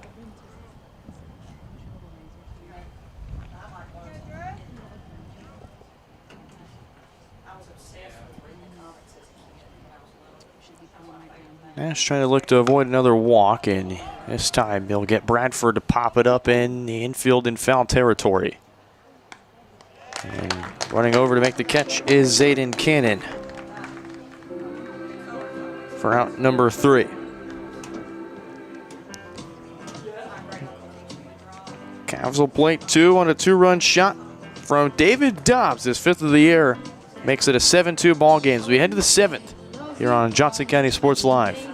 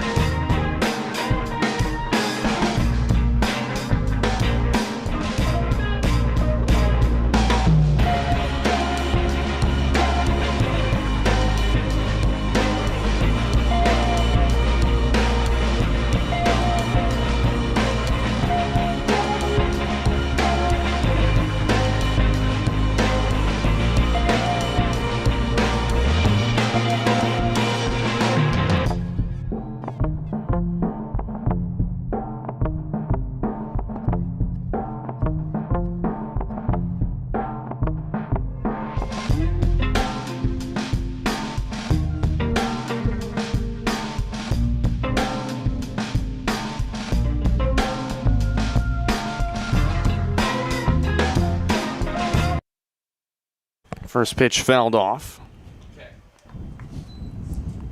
as it's Fagans to lead things off here in the 7th for the Greyhounds, down to their final 3 outs of this first game.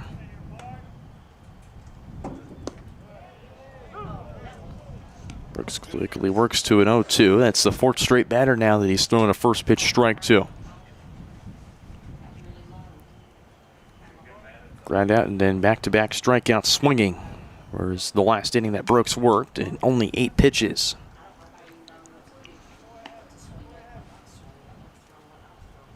Still 0-2 to Fagans. Single and a walk has been his day.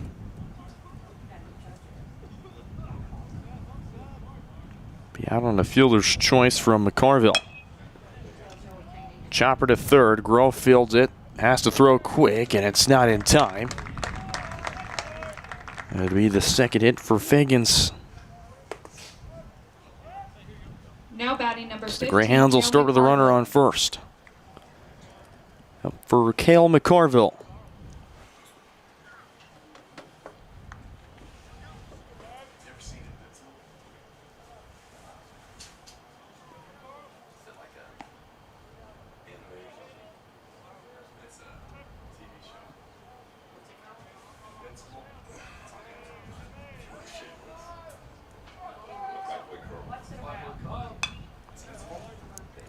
Will start fouling off. Strikeout into fielder's choice. So for today for Cale McCarville. The 9-hole DH. Braylon Brooks shakes off the first side. We'll go to the second. 0-1 is fouled off. Count runs to 0-2.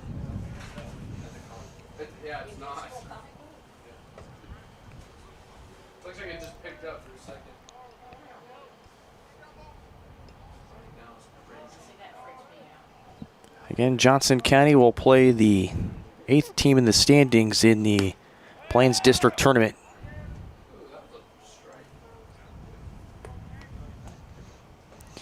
Speaking of that, we'll take a look at the scores so far from around the conference.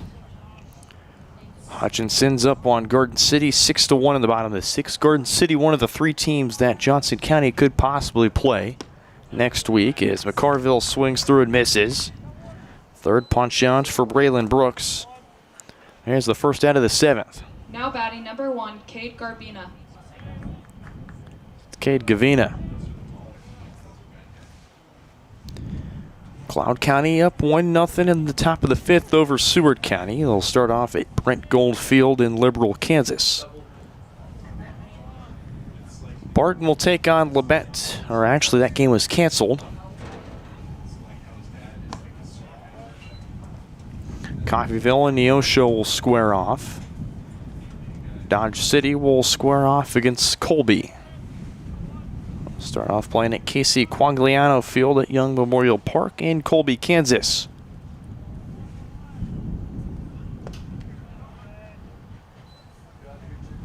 This is a handful of teams playing on Wednesday.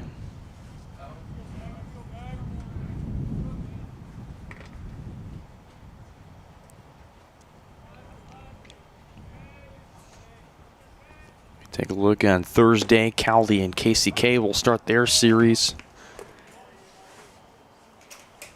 It's a pivotal one to decide who can be the 2 seed in this tournament.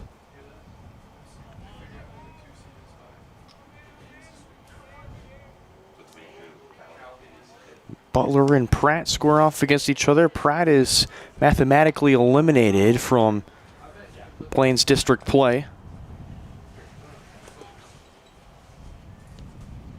They'll square off against Butler. Highland and Allen will square off. That's pretty much all the games we have on schedule. 3-1 is in for a strike. The count runs full at 3-2.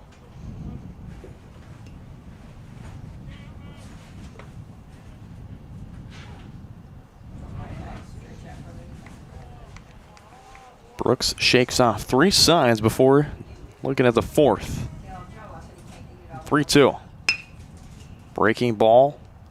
Stopped by Briggs, and the throw to first. That one goes way wild. And into third goes Fagans.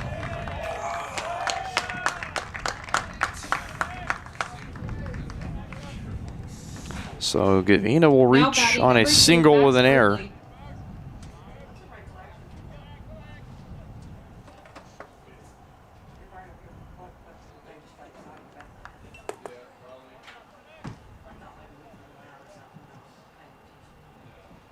So both runners in scoring position as Max Thirdley has a chance to try and drive in some runs for the Greyhounds. And it's another first pitch strike from Braylon Brooks.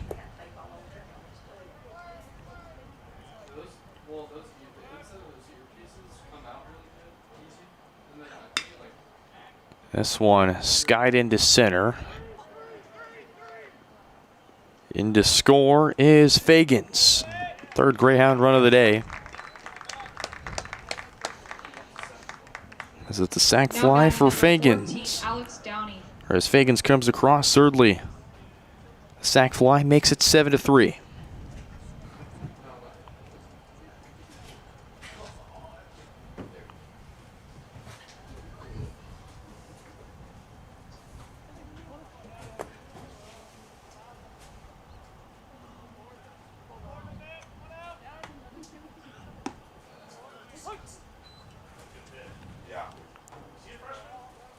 First pitch in for a strike.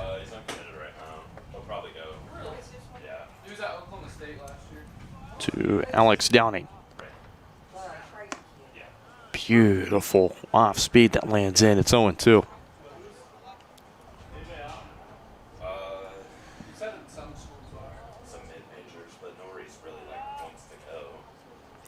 Oh, high and outside, 1-2.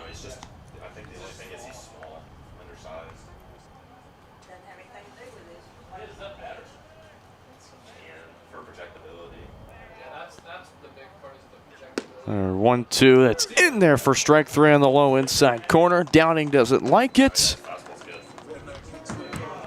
But the Cavaliers notch their 51st win, a new program record, 51 wins in a season. Breaks the record that was set in 2014 as the Cavaliers improved to 51-2, 29-0 in conference play, and continue to make shockwaves around the nation. We'll step aside for our post-game show here in just a matter of moments when we come back here on Johnson County Sports Live. Cavaliers take game 1, 7-3.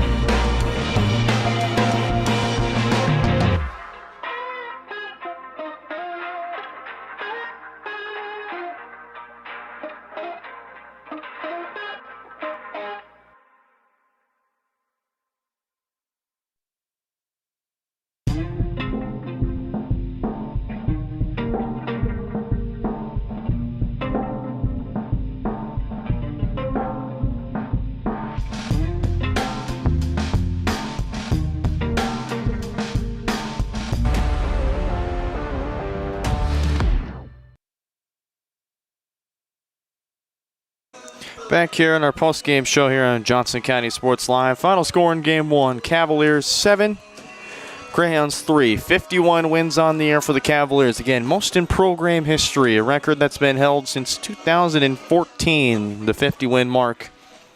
But it's a 51-win season for the Cavaliers. A chance to add 3 more to add on to that record, as Drew Nash will be given the loss on the mound for the Greyhounds. He falls to 8 wins and 3 losses on the year. Went 6 innings, allowed 7 hits and 7 runs. Had 4 strikeouts and 2 walks. Solid day for the Cavaliers pitching staff. Combined for 13 strikeouts across 7 innings. Liam Roche went 3 innings, allowed 2 runs and 2 hits. He had 6 strikeouts and just 1 walk. Siebert went an additional 2. Gave up 1 hit and 1 run with 3 strikeouts and 2 walks. And then Braylon Brooks, 2 innings to shut the door. Only gave up 2 hits and a run. Had 4 strikeouts and no walks. So a dominant day from the Cavaliers pitching staff to combine for 13 strikeouts and only 3 runs given up. And for the Bats, David Dobbs had a 2-run home run, but it was the 5-run first for the Cavaliers as they went through the order. If you had to give a player of the game, it's got to be the pitching staff for holding their own for a Cavalier team that, despite only having 7 hits today, this pitching staff was steady and consistent, and that's exactly what you need.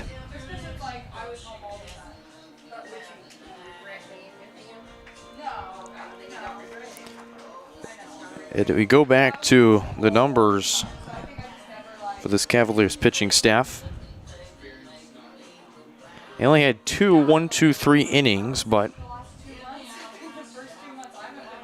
you throw an additional 2 more that the Cavaliers only faced 4 or less batters.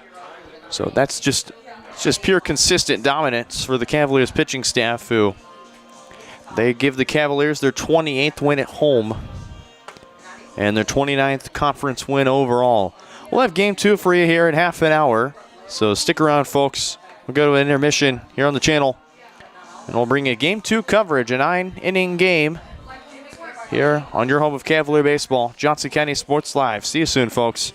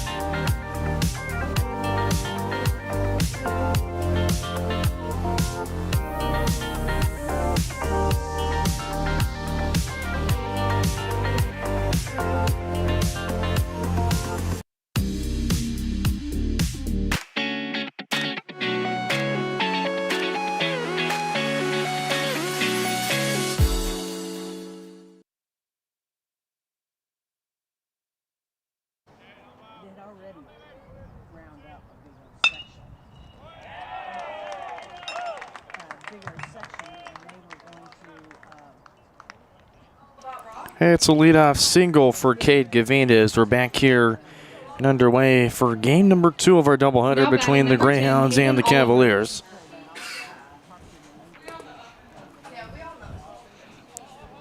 Leadoff single for Cade Gavina, who started off, he went 2 for 4 with a single and a triple. Had just 1 RBI.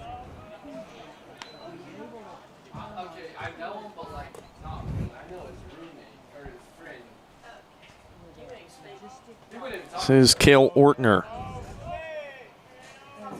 Be in center field.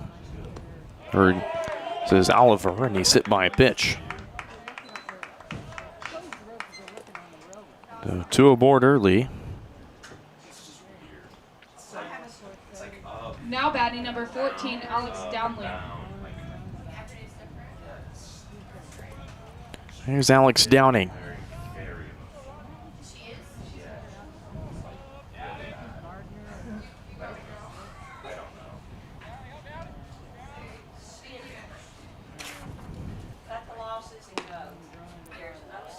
First pitch is outside for ball 1 to Alex Downing. Downing went 0 for 4, and after he flew out to left, he struck out 3 straight times. Shows bunt, and it's in for a strike, 1-1.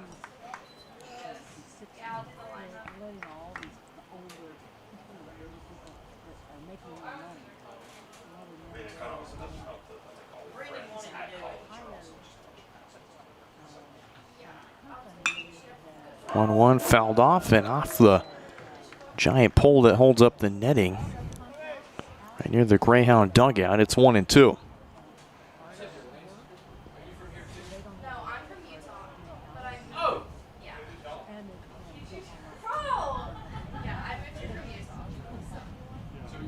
Another 1-2 coming up for Downing as Vicente has early traffic on the bases. 1-2, line to Wilson for 1, and will not make a play as both runners retreat back in.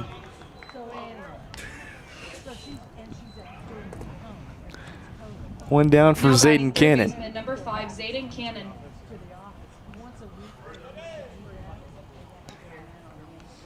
Zayden Cannon 0 for 3 with a strikeout. He flew out and grounded out. Again, this Cavaliers pitching staff combining for 13 strikeouts in the first game. First one misses outside. That was a great pitch, nevertheless, for Vicente.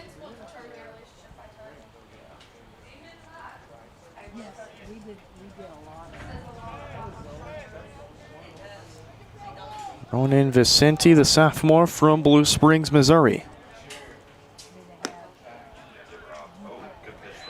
A great pitch again, this time going to the outer half.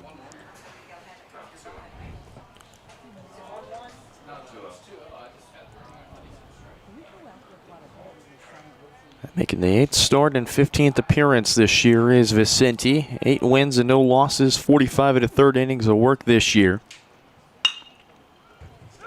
On the ground to first, 5-4-3 double play to end the first inning.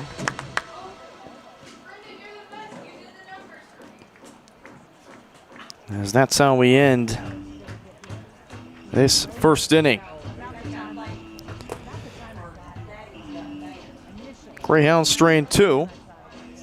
They end with no runs on 1 hit, with no errors, and again 2 left on base. We move to the bottom of the first. Cavaliers, their chance to bat next when we come back.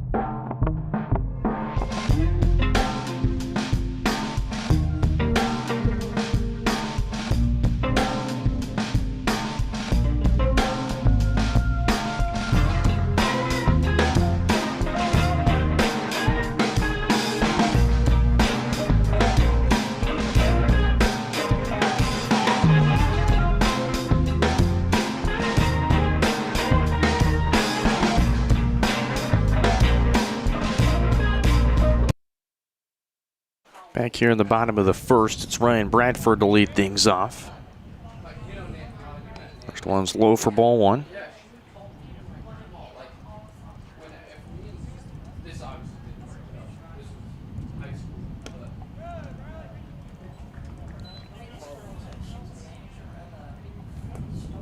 To Bradford as Cooper Peterson steps in. A 4.22 ERA is 4 wins and 2 losses on the mound.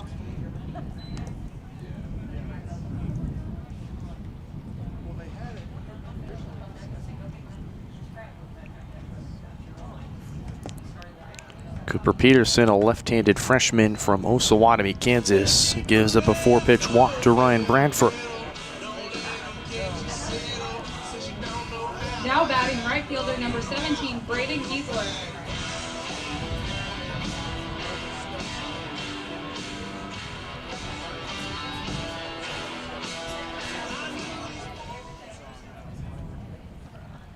Peterson making his 10th start and 13th appearance overall, has worked 64 innings.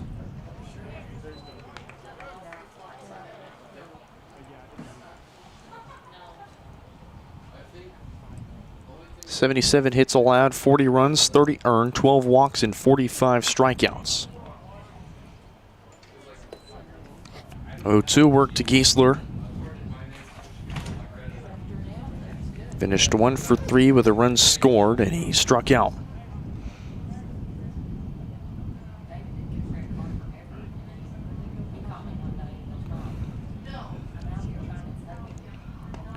Oh, 2 swung on and missed for strike 3. There's one down. In steps Logan Grove. Now batting third baseman number 19, Logan Grove.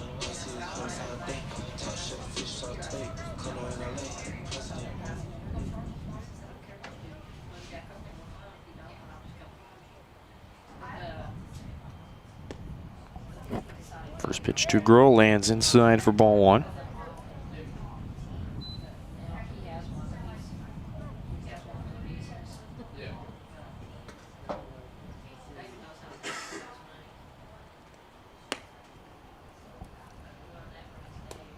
Two and 0 is Peterson trying to just go outside on Grove.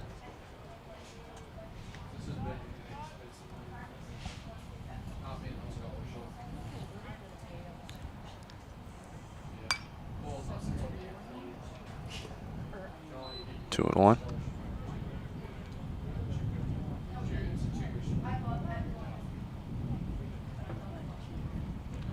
Grove's 87 hits now in the season, ranks him 6th all-time in a season by a Cavalier.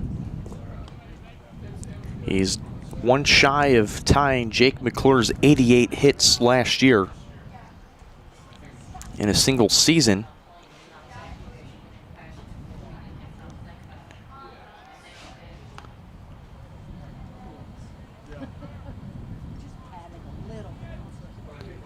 And the second highest Cavalier to have in hits was Mike and Miller, who has 80.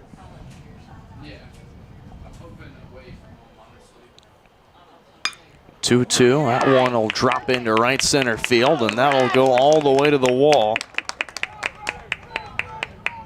Logan Grove wants 3. It'll drive in Bradford. It's an RBI triple for Logan Grove. And it's 1-0 Cavaliers here in the bottom of the first. Now batting left fielder number 4, Colin Coonrad.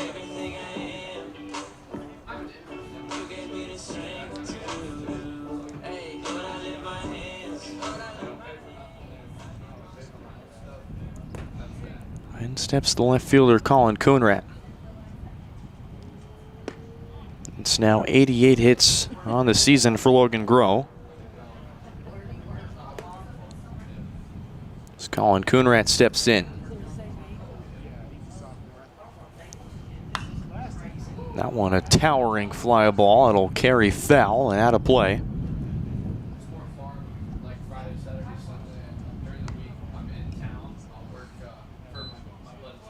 No balls and 2 strikes.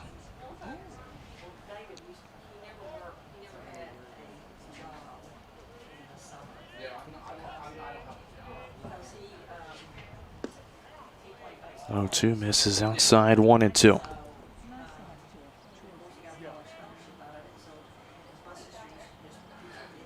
And Logan Groh is RBI. Make it his 91st as Coonrats rung up on strikes.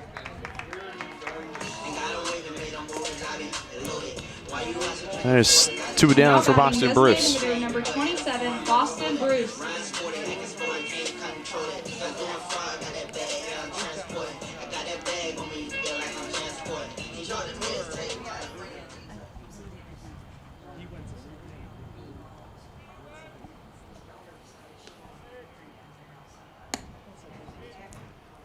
First one upstairs for ball 1.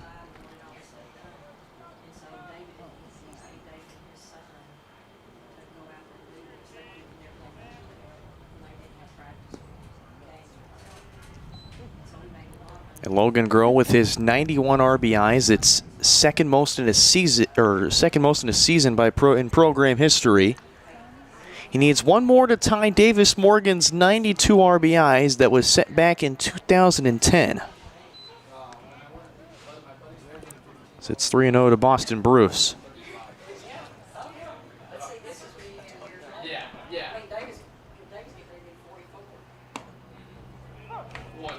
Three in for a strike. And I asked him one post game. I asked him if he was going to break any records this year. He said, I'd like to break the hits record, he said, but I'm pretty close to the RBIs record. Well, Mr. Logan Groh, you're one away from breaking that record, and you've got 3 games to work with, including the postseason, so record will be pretty much all yours. Boston Bruce fouled off.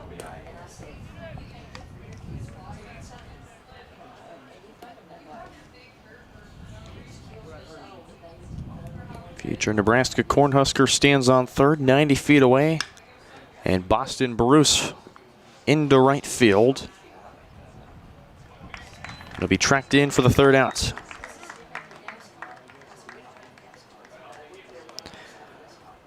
Well, Logan Groh drives in his 91st RBI of the year to make it a 1-0 lead for the Cavaliers as we head to the second here on Johnson County Sports Live.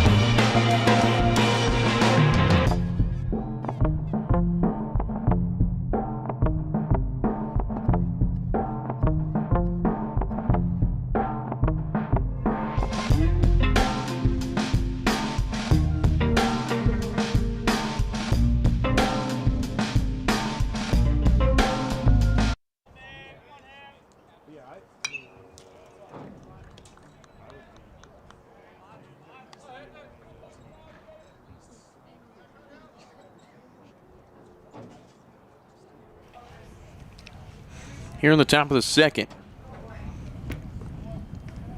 As that pitch gets away from Vicente, it's a ball and a strike to Ethan Hampton. Hampton, Kellogg, and Ortner, and then Lehman if anyone reaches.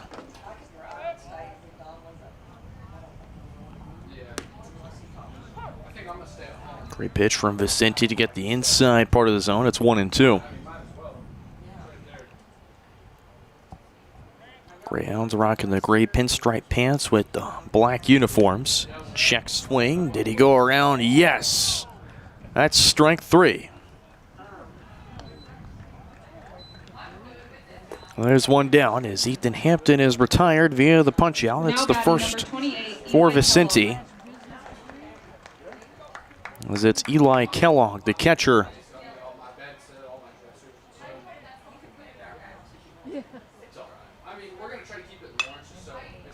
First pitch swinging, it's fouled off. Eli Kellogg, the redshirt sophomore from Fort Scott, Kansas.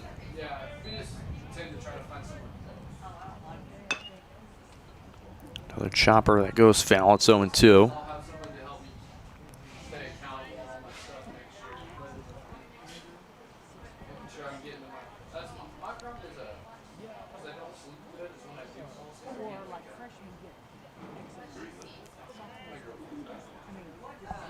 Kellogg's one of 6 Fort Scott Tigers. 1-2.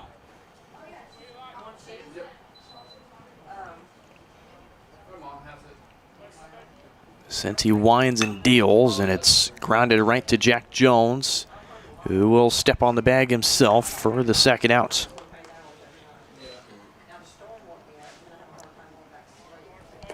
Now batting number 17, Cale Ortner. In steps in the first baseman, Cale Ortner.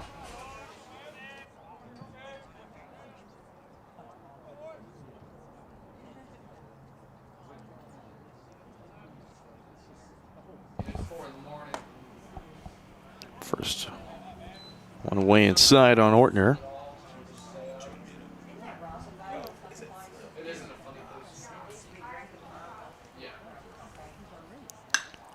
And Ortner sends that one deep to right center field and gone into the trees.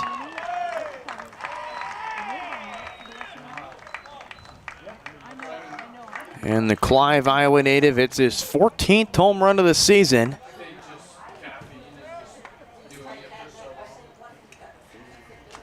We'll tie it up at 1 apiece.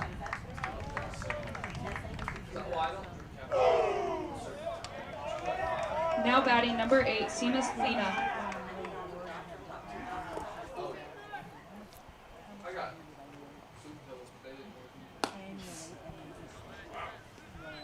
That one missed outside to Lehman.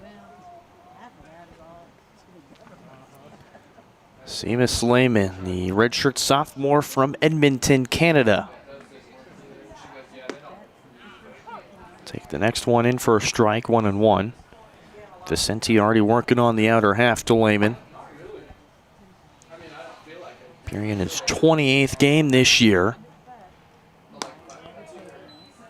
Again, working the outer half, and that one way outside.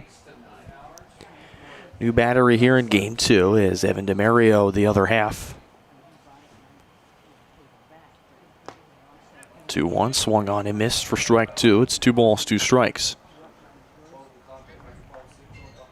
Lefty-righty matchup. 250 average for Lehman.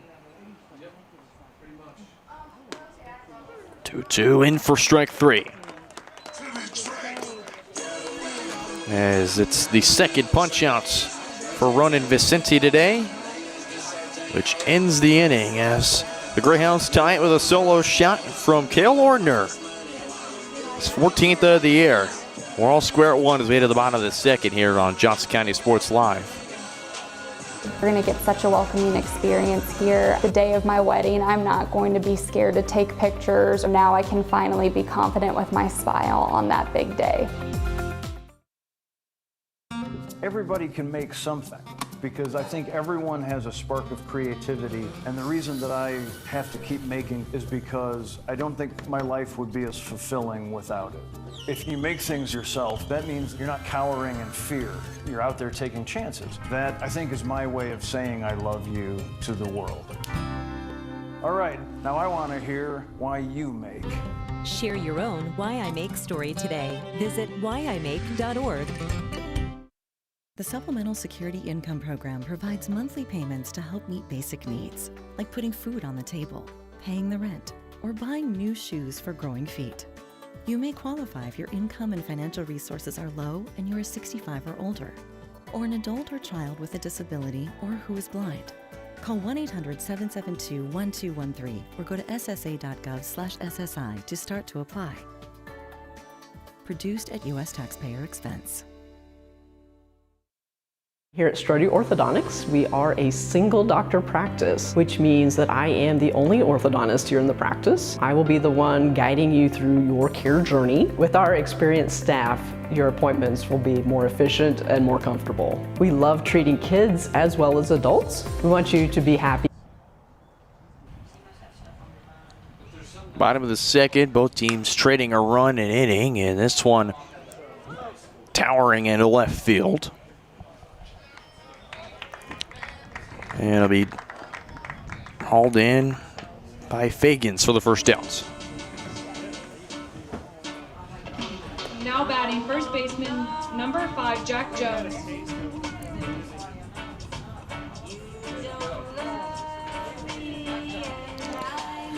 Rowe, Jones, Wilson, and then DeMario if anyone reaches.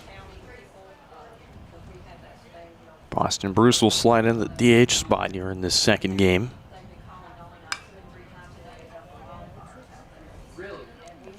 First pitch is fouled off.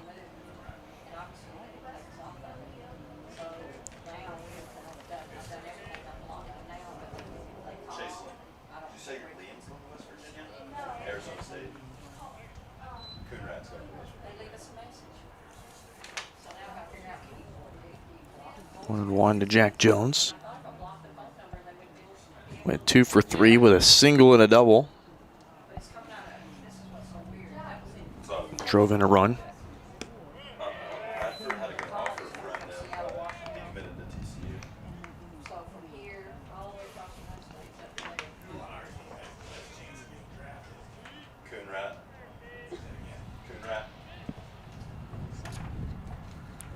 One-two pitch, swing and a miss.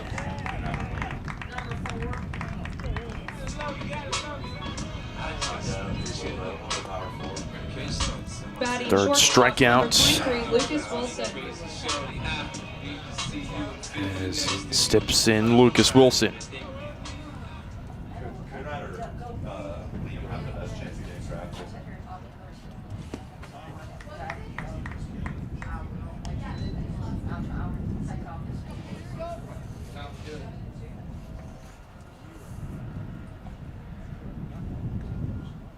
Wilson squares to bunt. It's fouled off. It's 0-2.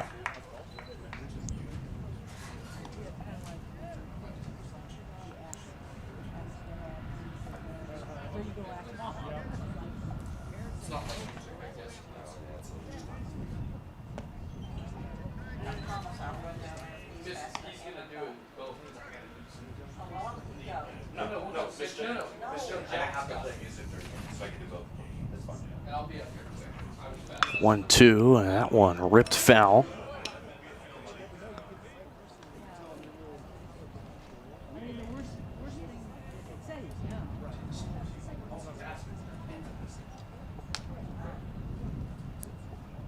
One, two, swung on and missed for strike 3, and that's how we end this second inning. Cavs go down in order. We move to the third. It's 1-1 all here on Johnson County Sports Live.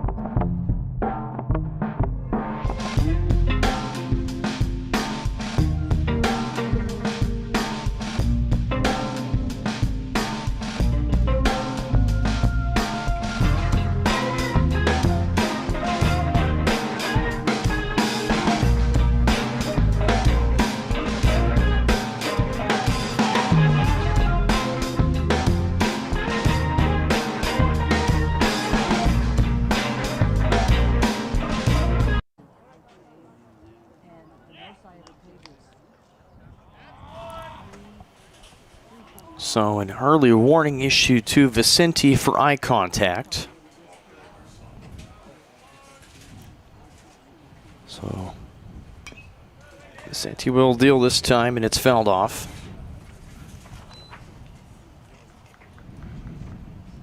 Be Fagans, Gavina, and Oliver, and then Downing if anyone reaches for the Greyhounds here in the third. 1 ball, 1 strike.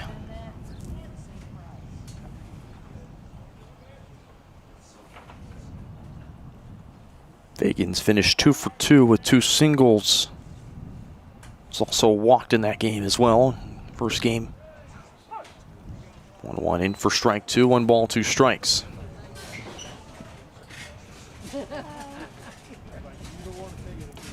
Greyhounds have a hit in the last 2 innings.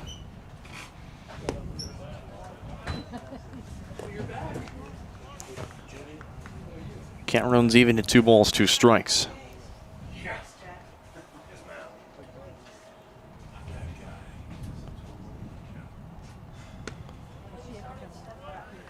Fastball way outside, count runs full 3-2. Was new to the starting rotation as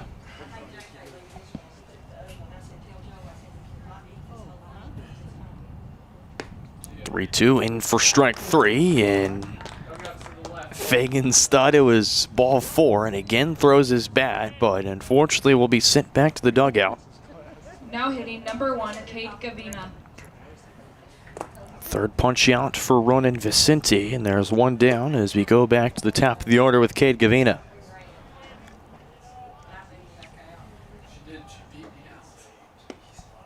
Beautiful off speed that lands in for a strike. Well, you go back to last year, and the starting rotation was pretty simplified of, you had Golden, Novotny. Then you had Watkins and Bobson. And of course, the rotation last year took a bit of a shuffle. So Vicente will strike out Gavina on 3 pitches. There's 2 down for Oliver. Now batting number 10, Hayden Oliver.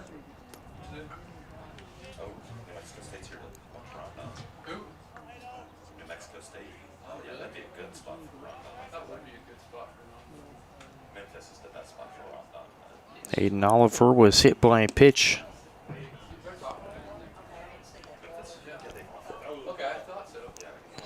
1-0 start to Oliver. Was hit on Vicente's second pitch to him. That one, he swings out of his shoes there and misses. 1-1.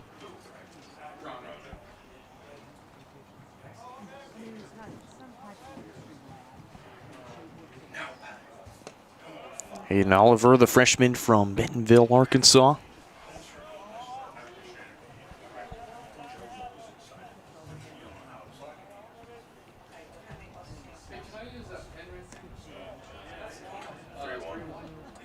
Three balls and a strike.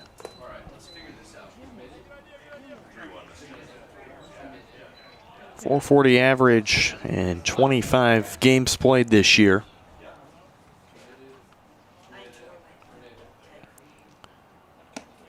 .3-1 is upstairs for ball 4. It's a 2-out walk for Hayden Oliver as Alex Downing to the plate.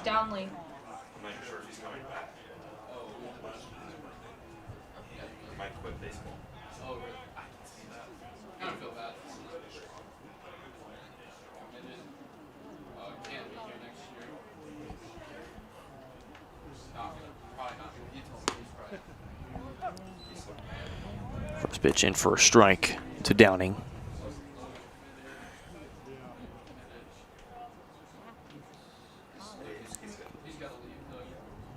Downing lined out to Lucas Wilson his first time up in the first. Going on the ground to Briggs Rowe. The simple flip to Lucas Wilson in time for the force. And that's how we end this top of the third. Very efficient start for Ronan Vicente so far. Only 12 batters faced and 1 run given up. We move to the bottom of the third. It's 1-1 here in Overland Park. You're watching Cavalier Baseball on Johnson County Sports Live.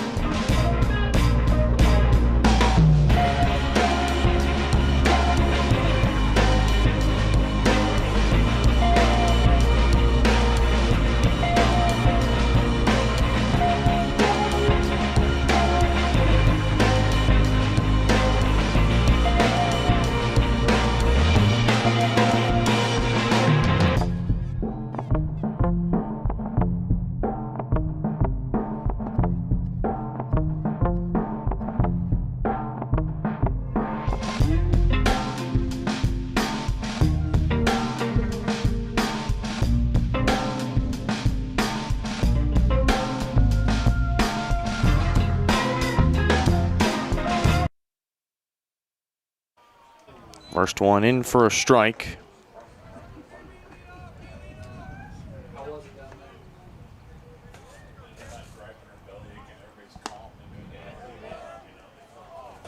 No swing awarded to DeMario. It's 1-1. DeMario, Bradford, Geisler, and then Logan Grohl if anyone reaches.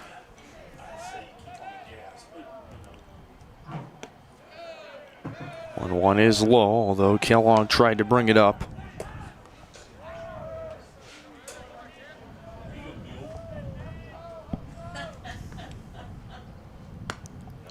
2-1 misses out, 3-1. Kellogg again just trying to frame it back in. Tried to frame one up that was low, tried to frame one back in that was outside.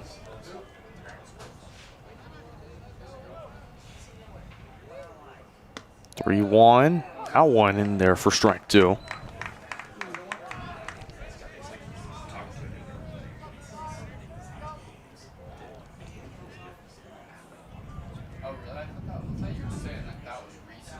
Full count offering, and DeMario fouls it back to the netting. We'll do it again at 3 balls and 2 strikes.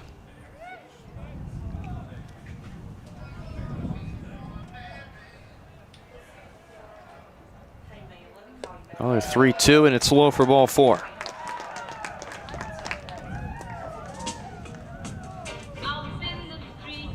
Now batting center fielder number 29, Ryan Bradford. So DeMario will reach via the walk. And it's the 7th time he's walked this season. So we'll go back to the top of the order with Ryan Bradford.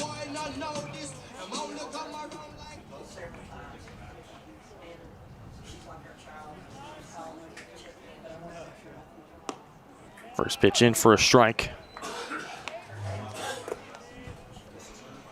Ryan Bradford was reached on a 4-pitch walk from Cooper Peterson.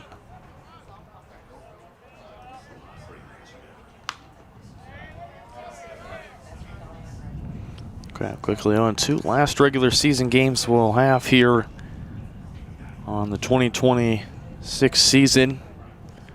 Of course, we'll have the Plains District Tournament play-in. Cavaliers will take on the 8th seed in the West Division.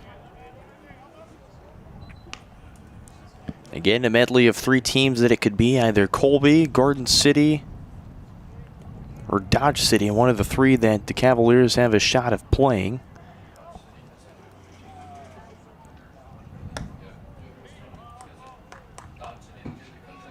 Two and two.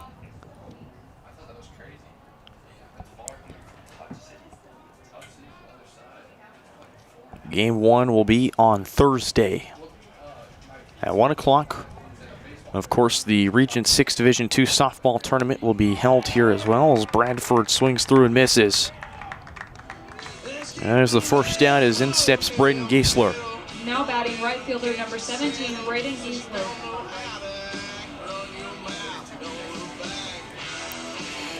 Cavaliers, who are batting above 400, headed into the Cali series. That, although the first 2 games, a strong start. The next 2 in the series, as this one deep to left field. Back goes Fagans at the wall. Gone!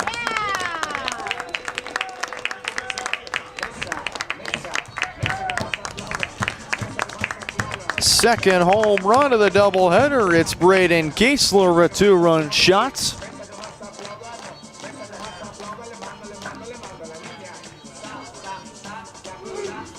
They'll make this a 3-1 Johnson County lead.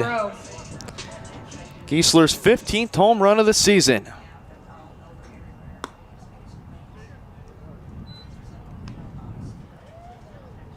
In steps Logan Groh.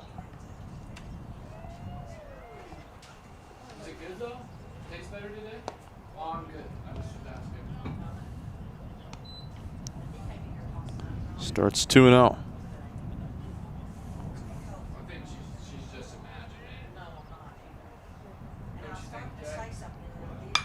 And Groh, that one deep to right field. Back goes Downing at the wall. Gone!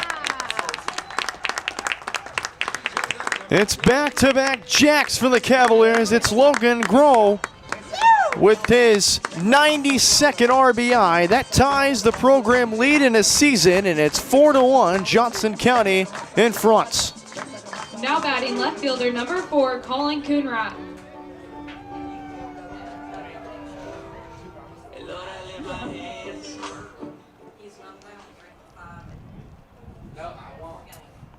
And Coonrat was seeing stars there. He knew that one was there.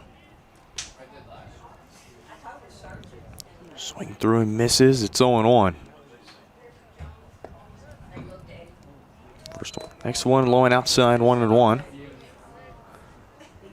Logan Groh, his 21st home run of the season, 92nd RBI.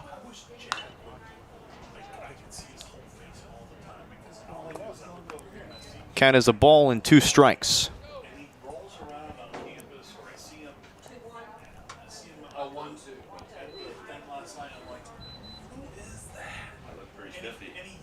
And Coonrat, that one ripped foul. If that would have stayed fair, that would have probably been extra bases.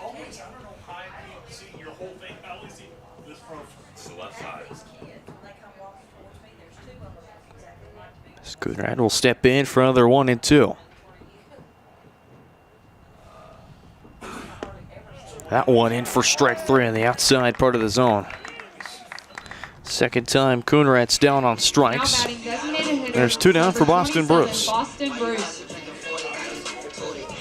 It's the 6th strikeout from Cooper Peterson.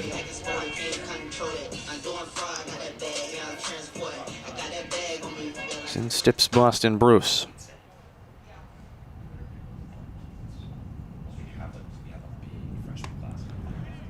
First pitch swing and a miss for a strike.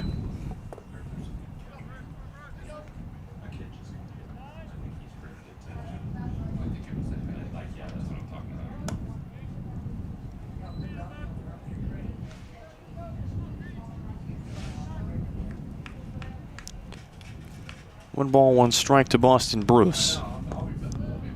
This next one moves inside, 2-1.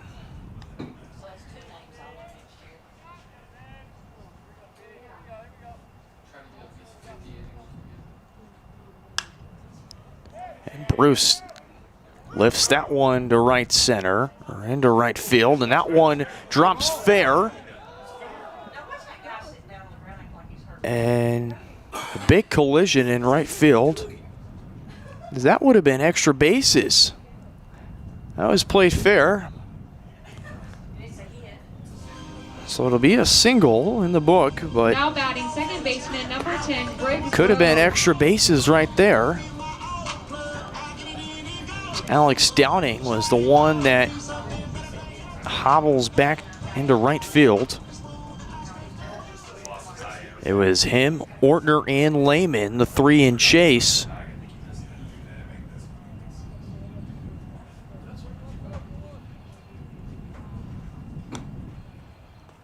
First pitch to Briggs Rowe is upstairs for ball one. Briggs flew out to Parker Fagans his first time up and left.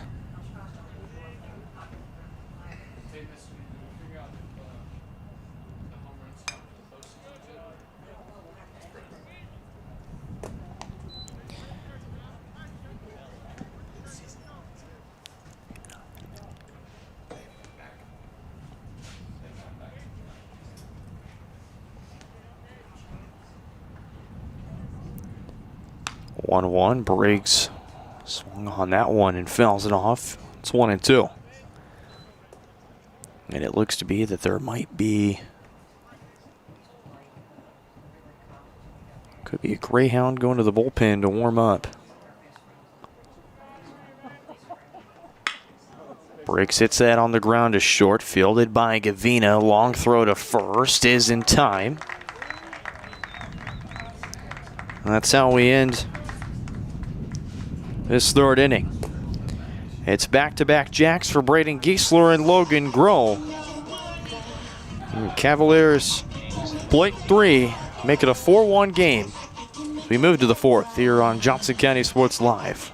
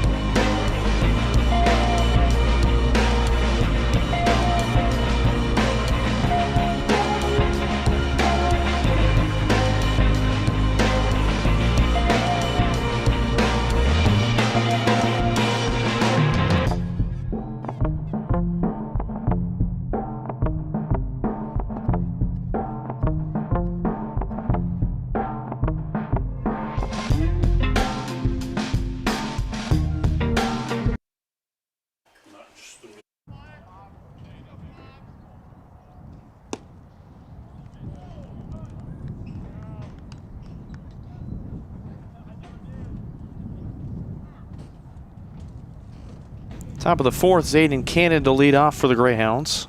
Cannon, Hampton, Kellogg, and then Ortner. And now they'll call Vicente for an eye contact warning as it's 2-0.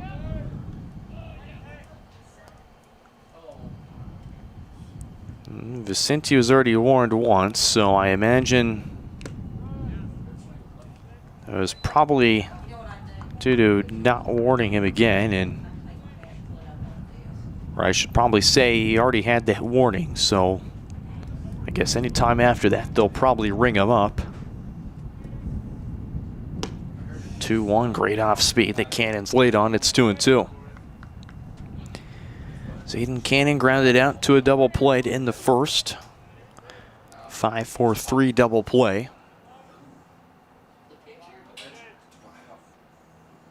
Here's Vicente's 2-2, and this one drilled in the air. Deep to left field, back goes Coonrat, and it's gone.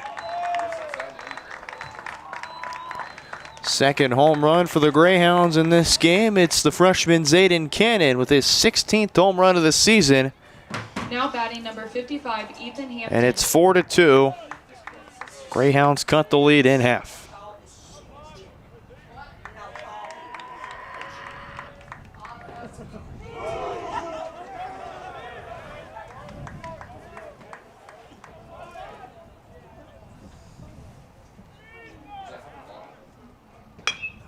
Hampton grounds this to short. Wilson fields it on the hop. Throw to first is in time for the first out.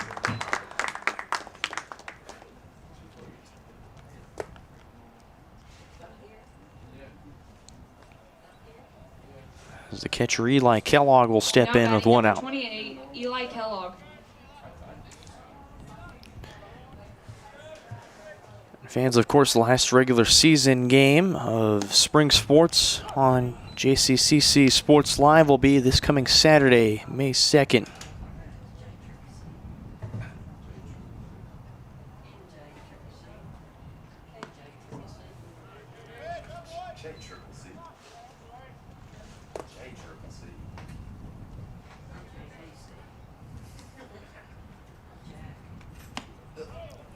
One is inside and upstairs, 2-1.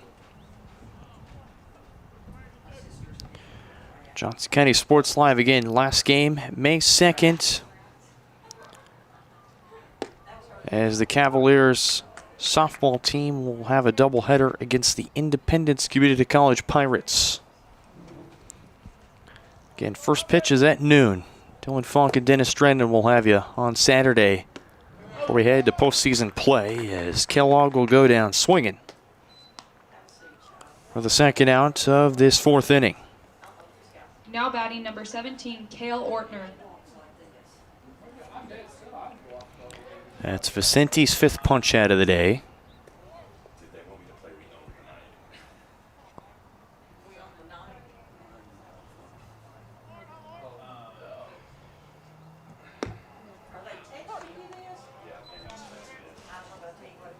First pitch in for a strike. Second straight game, Vicente has 5 strikeouts. As Ortner's down the count 0-2.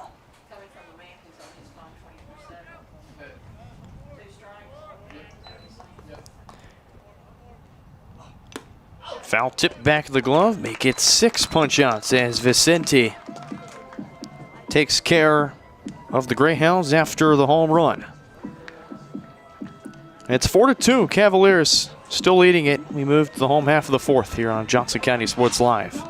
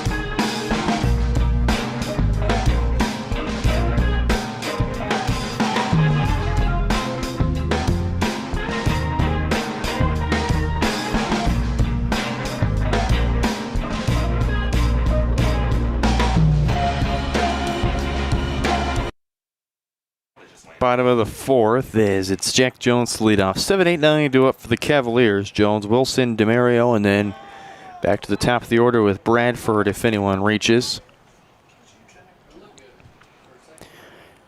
Jack Jones looking to stay strong after a solid game one. He had a double and a single. Rips that past third into left field. Make it his third hit of the day. As Jack Jones a leadoff single here in the bottom half of the fourth. Now batting shortstop number 23, Lucas Wilson. In steps in Lucas Wilson.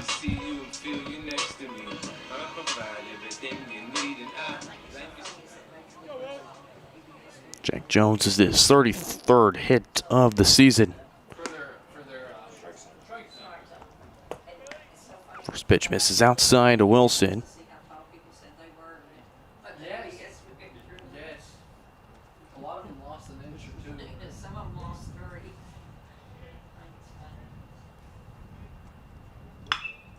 30. And Wilson, that one deep to right center. Back at the track goes Oliver, and he makes the catch for the first out. Now batting catcher number 36, Evan DeMario.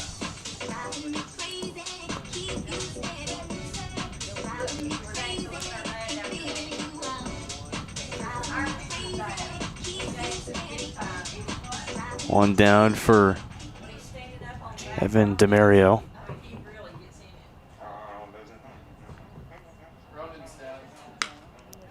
And DeMario skies this to right center field. Back goes Downing at the wall, and he slams against the wall to make the catch. So 2 big deep flies for both Wilson and DeMario, but not enough power to leave the Now yard. batting center fielder number 29, Ryan Bradford. As in steps Ryan Bradford. Bradford still hitless today, although he did reach on a walk and came around to score thanks to the RBI triple from Logan Groh.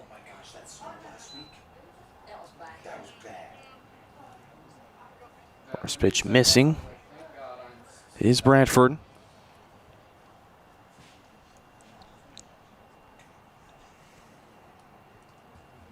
As the umpire will give Cooper Peterson a new baseball.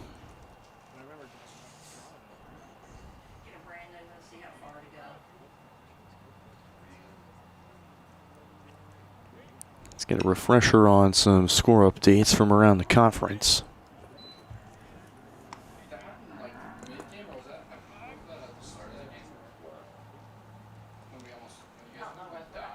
I need to get to today. I'm on Thursday.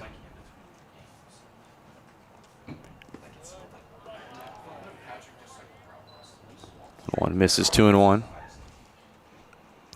Neosho takes game 1 against Coffeyville, 4-1. Dodge City over Colby, 8-5.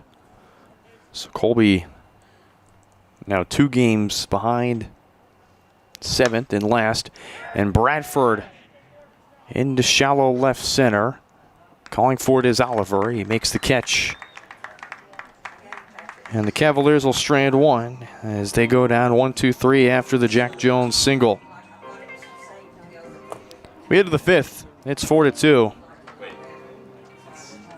Johnson County still with a 2-run lead.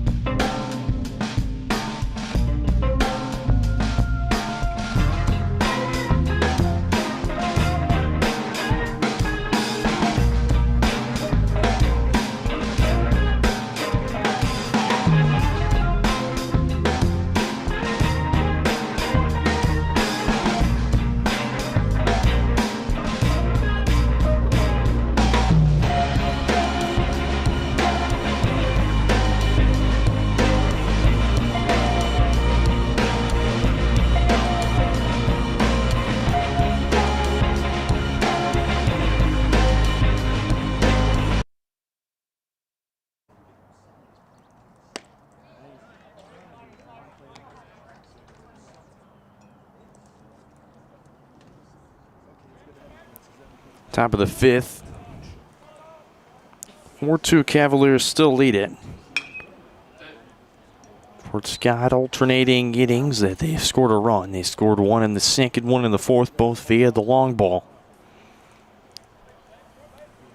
0-2 to Seamus Lehman.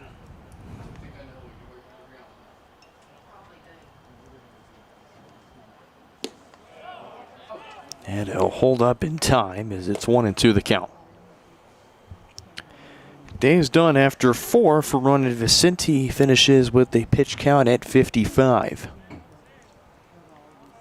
So they'll turn to Lance Alexander out of the bullpen.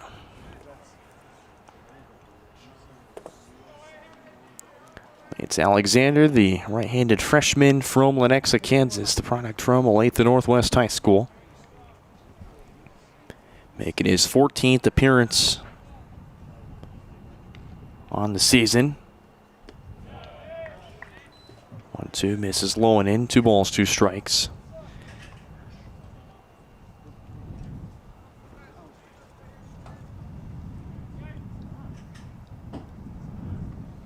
His 3 innings against Cowley was his first career save as a Cavalier. He pitched 3 innings, allowed 2 hits and no runs. Also notched 2 strikeouts as well.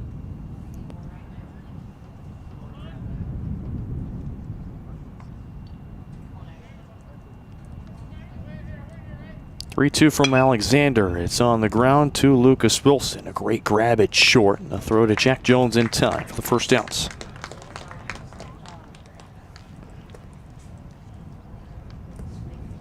Now batting number 7, Parker Fegans.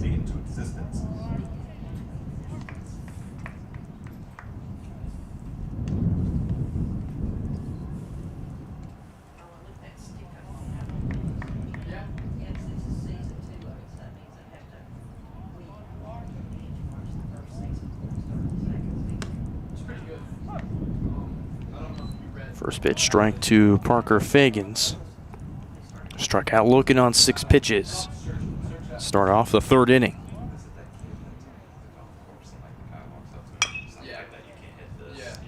Little one hopper to Grow and the long throw in time to Jack Jones for the 2nd out.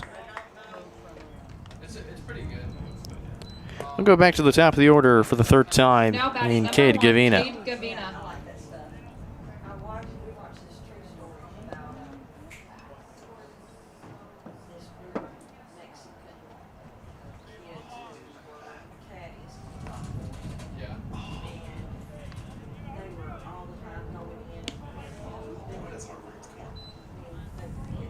First pitch to Gavina is in for ball 1.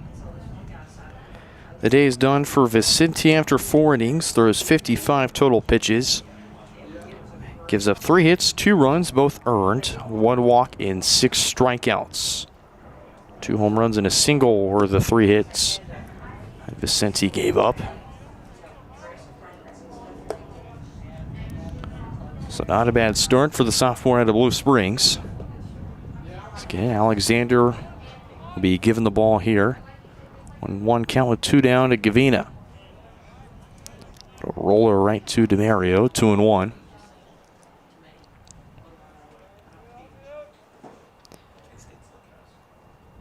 Alexander will go to his 12th pitch.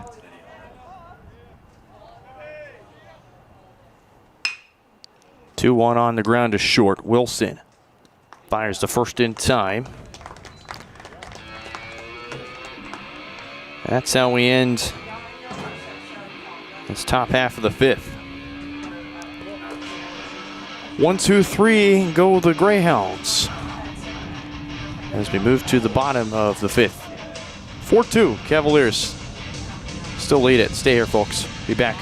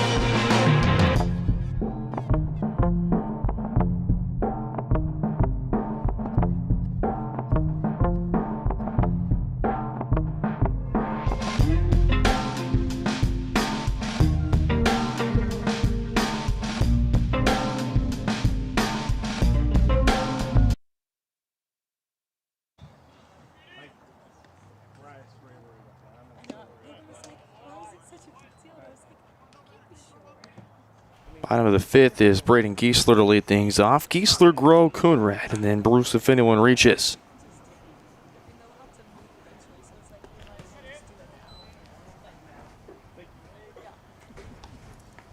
I couldn't go there. To Cali? Yeah. I got a bunch of buddies there. I could go there. No, I would have a problem. I would be the biggest gambling addict ever. I mean, the casino is right there. And what else is there to do in Park City?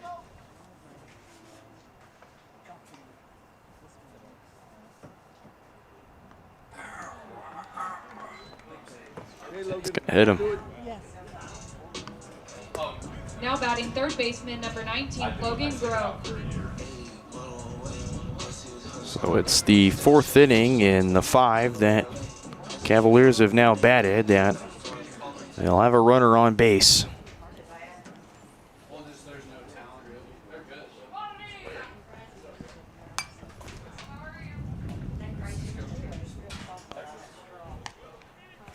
Oh, 0-1 start to Logan Groh. 1 RBI shy of breaking the single season program record. He rips that one into center. It drops down for a base hit.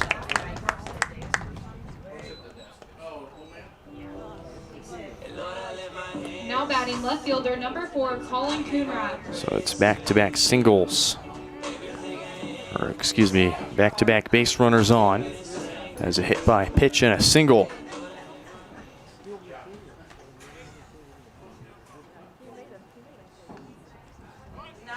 Coonrad bunts, places it down. It's fair, and Coonrad will just take himself out to move the runners over.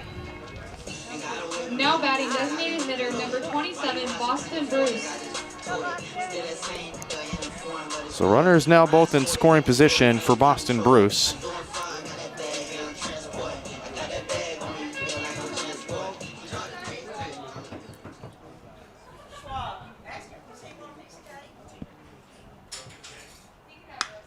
And Bruce flies that deep to right field. Back goes Downing. Track.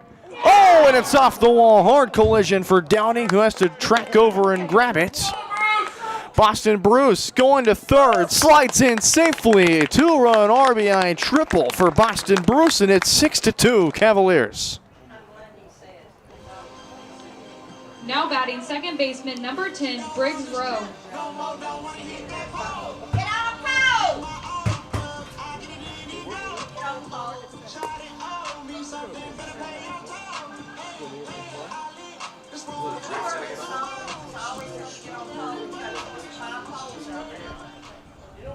And last time he almost hit that one. I love going to Tennessee. You don't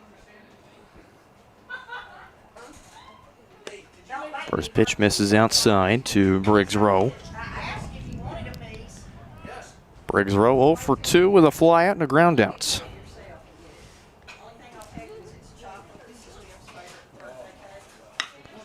Hard grounder, that's foul. 1 ball, 1 strike.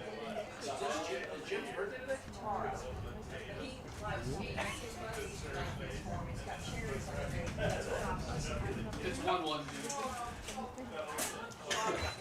Good, how are you? Hey, thank you. You're welcome. There's paper towels back there. That's good, bud. 2 balls and a strike.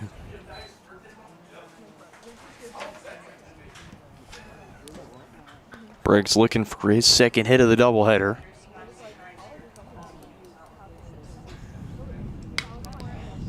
Briggs pops this one up in foul territory, and that'll be out of play. 2-2.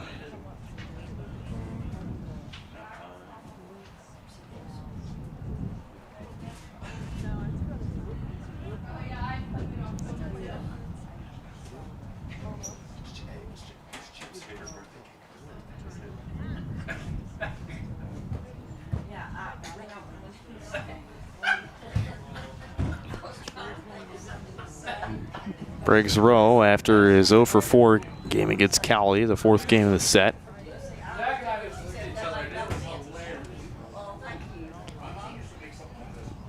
Snapped a 7-game hitting streak he had, tailing from KCK over to Cali. Off the glove of Peterson. It's over to Lehman. Throw to first in time for the second out. It'll drive in Bruce. There's the 7th run across the board. Now batting first baseman number 5, Jack Jones.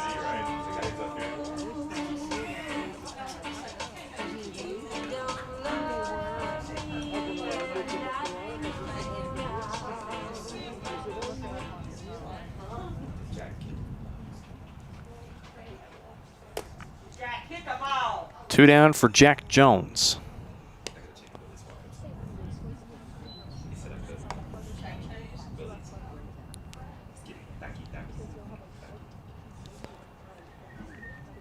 Jack Jones, 1 for 2. With a single and a strikeout, his 3 hits on the doubleheader. That's the most across any Cavalier bat today.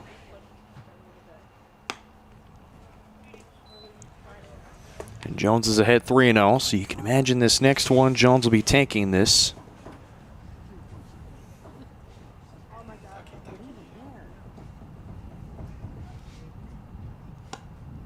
And it's a 4-pitch walk.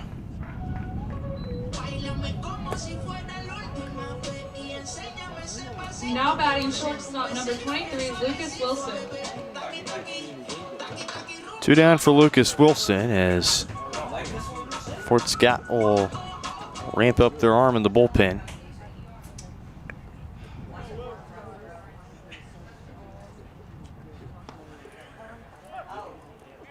First pitch in for a strike.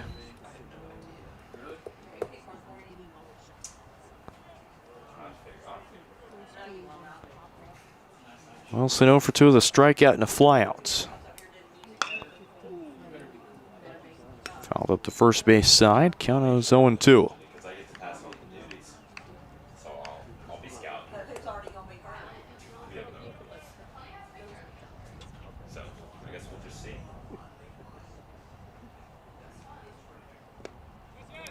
It's dropped by Kellogg, and it'll just watch Wilson go to second. Or excuse me, Jack Jones go to second.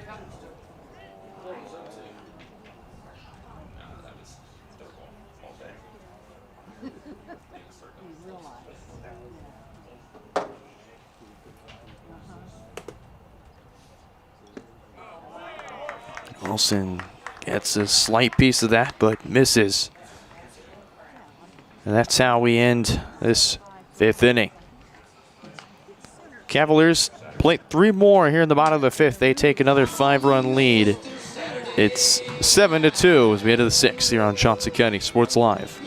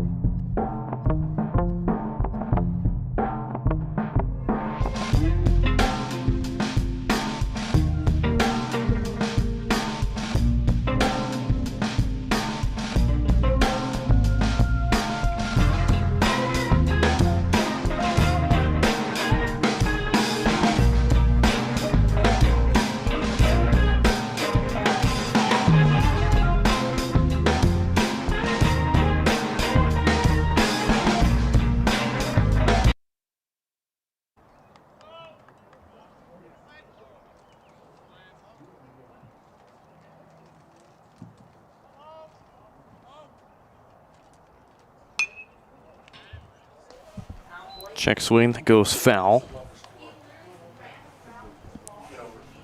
Oliver, Downing, and Cannon, and then Hampton if anyone reaches.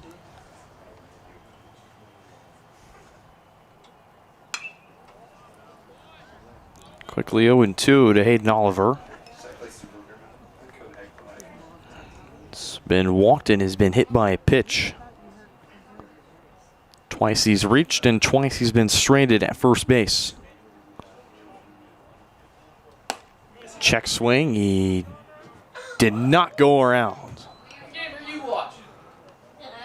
Oh, definitely jumped and was maybe a quarter of the way around.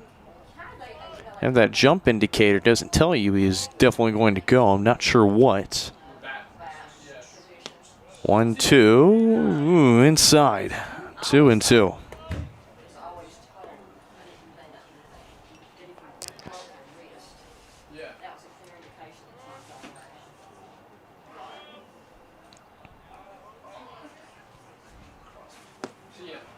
In for strike 3. Five pitch strikeout for Lance Alexander, his first. 14, Alex Downley. Of his now second inning of work. Well, there's one down.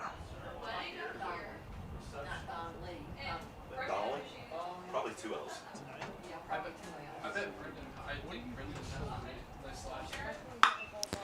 And Downing into right field, and Giesler will play it on the hop. It's one out single for Alex Downing. Now batting number 5, Zayden Cannon. In steps Zayden Cannon.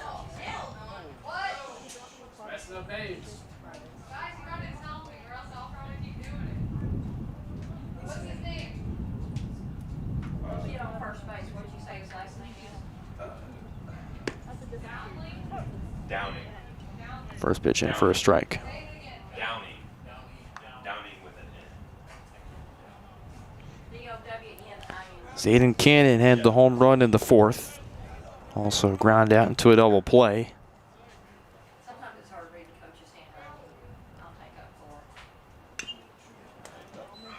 Count moves 0-2.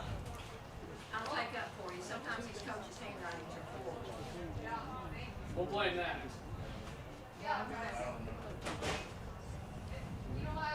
Because Pat's not here.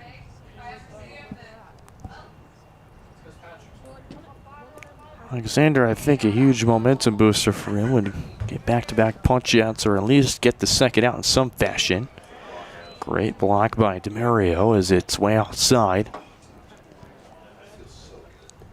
1-2.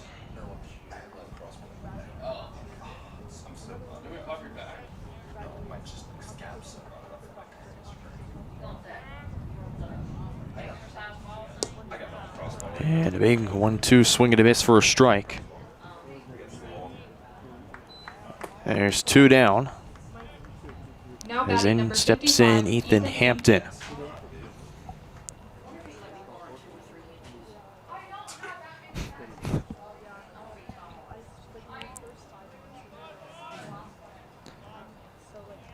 So for Lance Alexander, normally he goes only about 2 innings.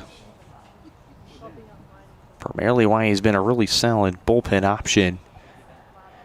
Went his most 3 innings this past day against Cowley, where he got the save. First pitch, a big swing and a miss for a strike to Hampton. That struck out swinging and grounded out to Lucas Wilson.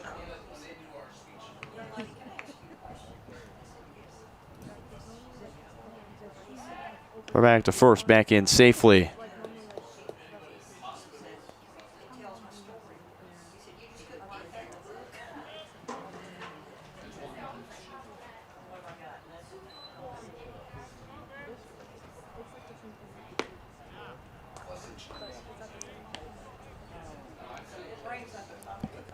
Okay, it's 0-2.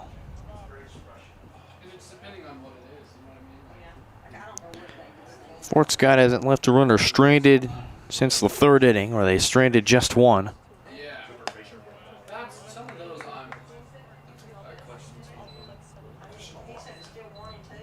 1-2.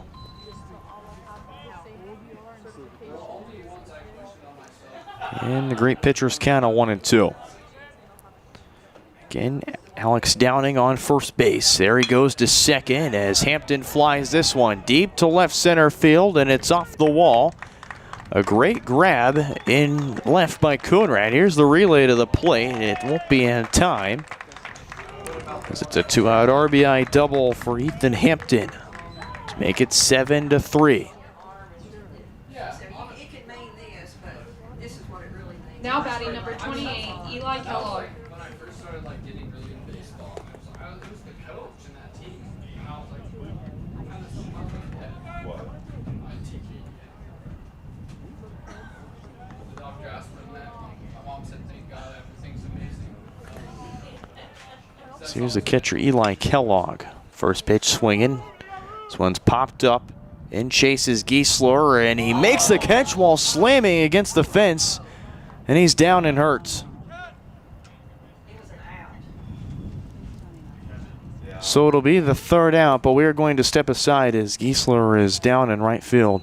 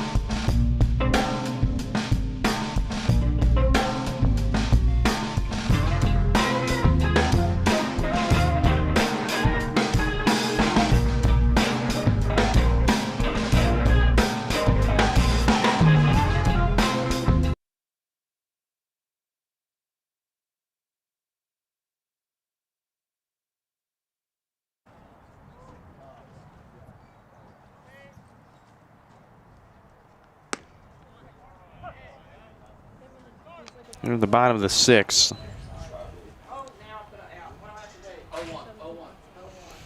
Evan DeMario steps in. Walk and a fly out. So far for the catcher. So that one's going to be way inside.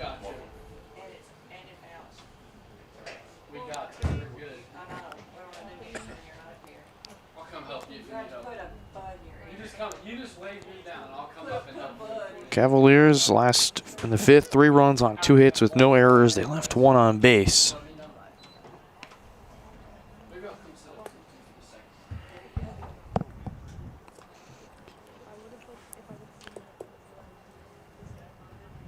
Demario's been a solid Game 2 option as a catcher. This one grounded past Lehman into right field.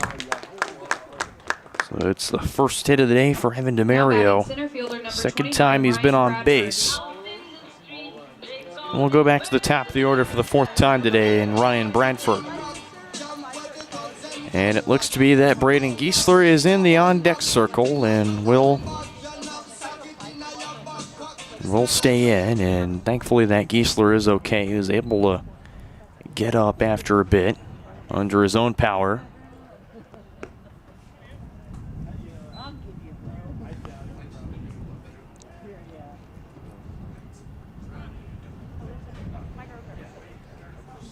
Made an incredible grab, but ran hard into that chain link fence right near the bullpen.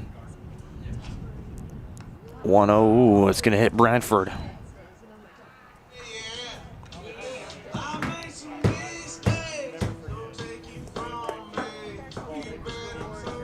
Now batting right fielder number 17, Braden Giesler.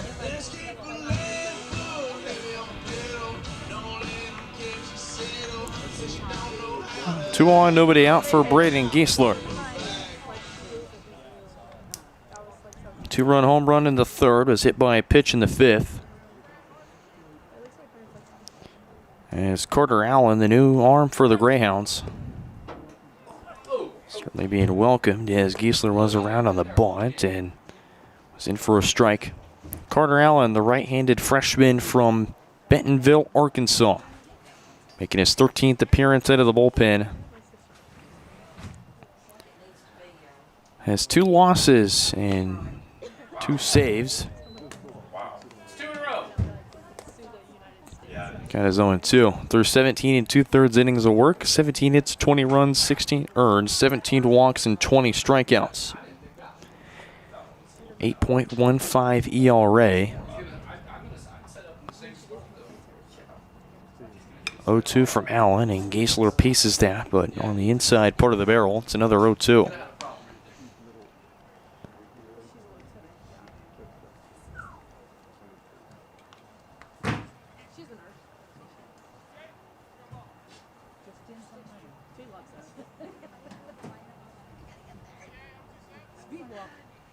Allen kicks and fires another 0-2, and it's low and inside.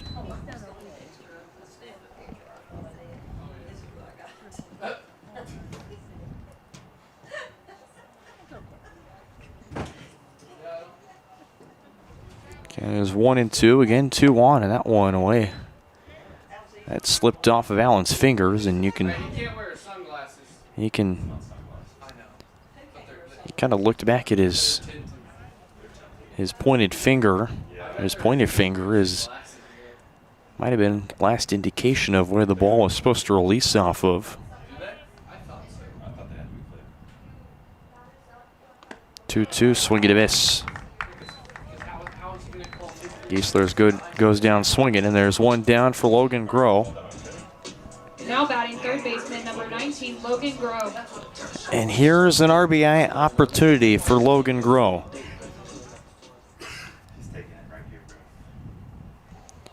Needs 1 run driven in to break the single season program record of RBIs. And this one flown into center. And it'll drop in the glove of Oliver for the second out.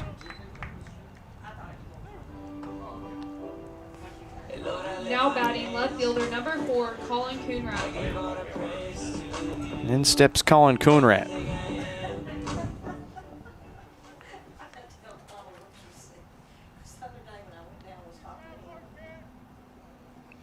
He's 0 for 2, with 2 strikeouts and a sacrifice.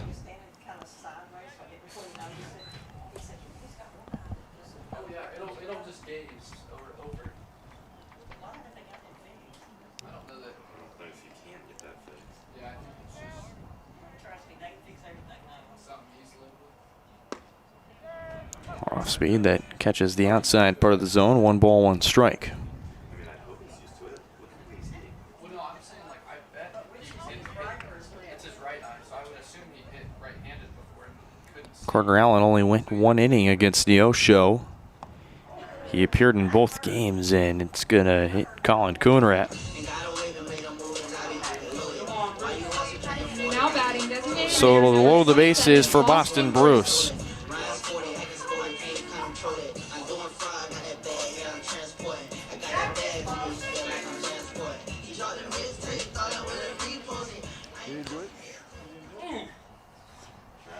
Here's a big RBI chance for Boston Bruce, who had already had a 2-run RBI triple back in the 5th inning.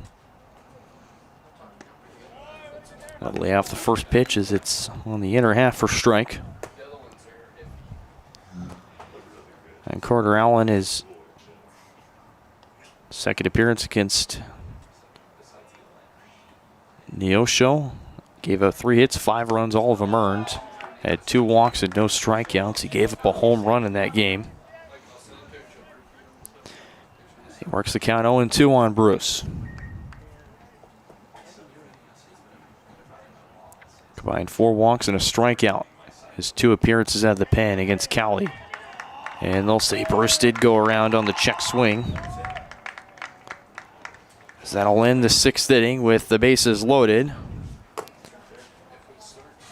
Cavaliers and the Greyhounds move to the 7th.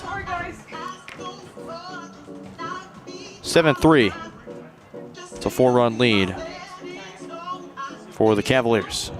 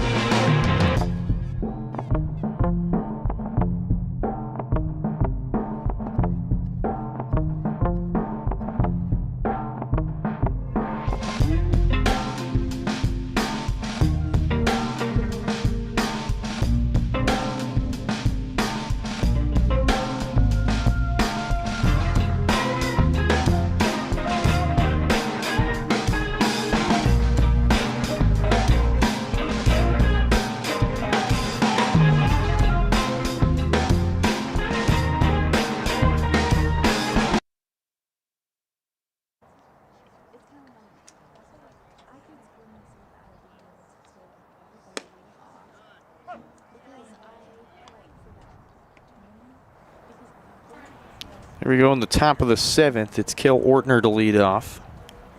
Ortner, Lehman, and Fagans, and then Gavina if anyone is on. 0-1 grounded to short. It's Lucas Wilson, and the throw to first in time. 2 pitches, 1 out for Lance Alexander. Entered in with 28, now in total at 30. Now batting number 8. Through down 2 to 3rd innings of work.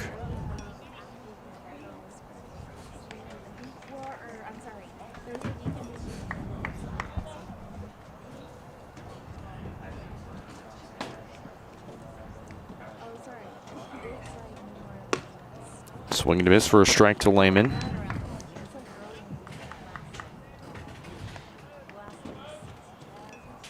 Lehman a strikeout looking, and then ground out to Lucas Wilson back in the 5th. Lehman quickly down 0-2.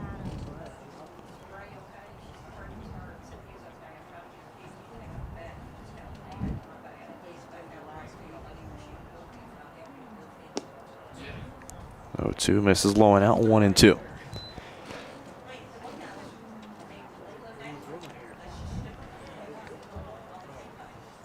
Alexander making quick work. Gives one, just misses low and in. 2-2.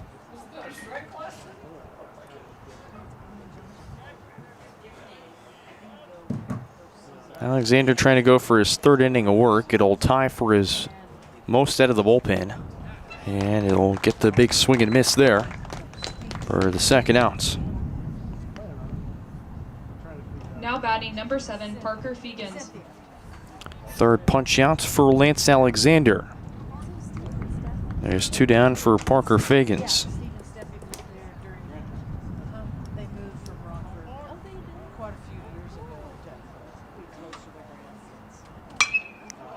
They'll line this one into right field, and that'll go all the way to the wall. And in the second standing is Fegans. It's a 2-out double.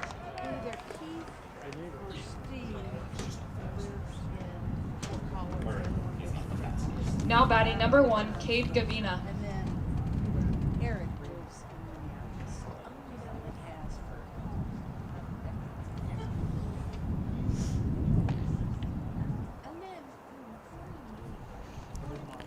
So back to the top of the order for the 4th time with the Greyhounds. So it's Cade Gavina. First hit fouled off to Mario. Gavina has been hitless his last 2 plate appearances. He struck out swinging and grounded out to Lucas Wilson back in the 5th. Started off with a leadoff single on the first pitch from Ronan Vicente. Another great block by DeMario. 1 ball, 1 strike.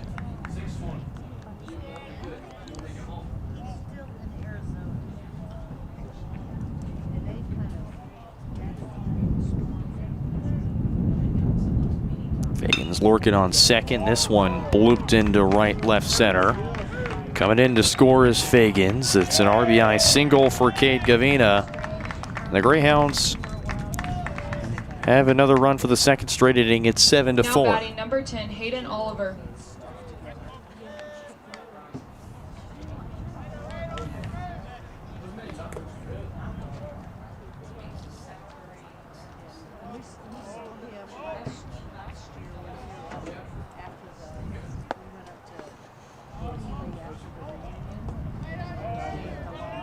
Hayden Oliver squares to bunt, pulls back in time. 1-0 start.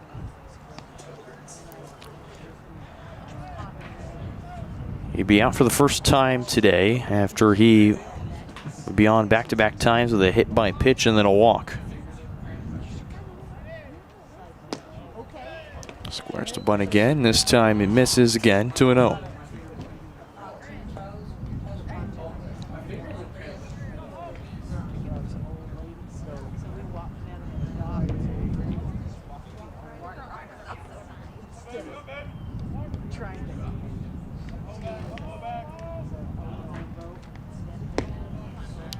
Swing and a miss. 2 balls and a strike.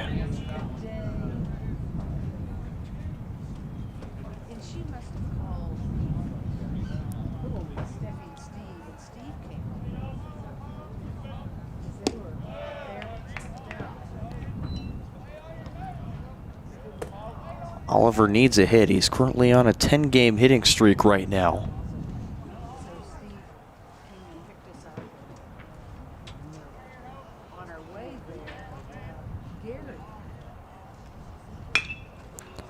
This one grounded to short. Wilson on the hop, throw to first in time.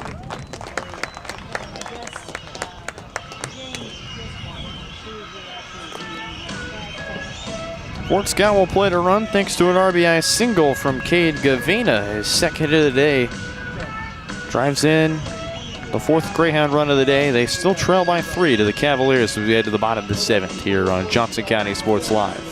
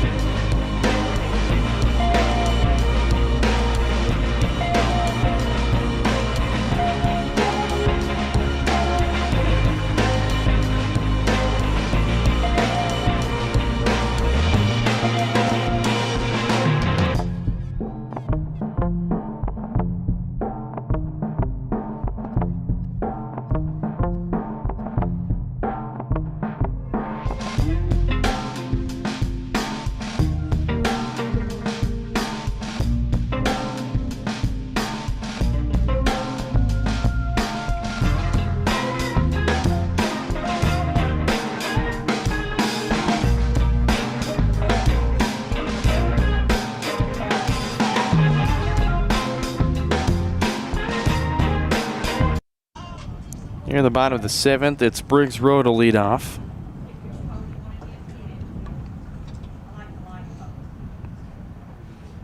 Home for 3 today, but has driven in Boston Bruce. First pitch, he swings and fouls it off himself.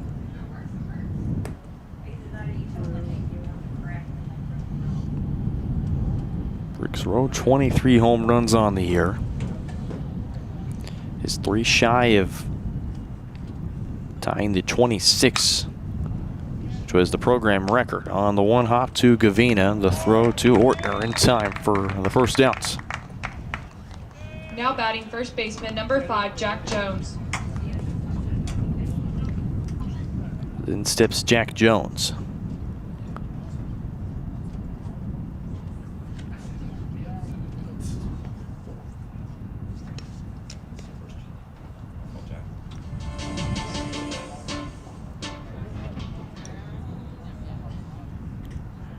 Jack Jones,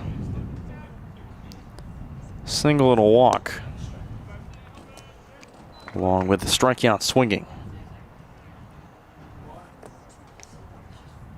Carter Allen, 19 pitches in the 6th inning. He'll get back to work here in the 7th.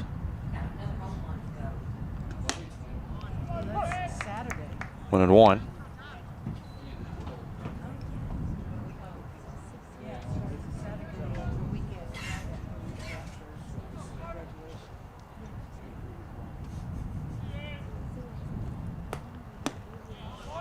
Jones behind on that one, swings and misses. It's 1 and 2. Cavaliers didn't score any runs, but they only had 1 hit with no errors, and they left 3 runners on base. Cavs have left a runner on base every inning but the 2nd. 2 and 2.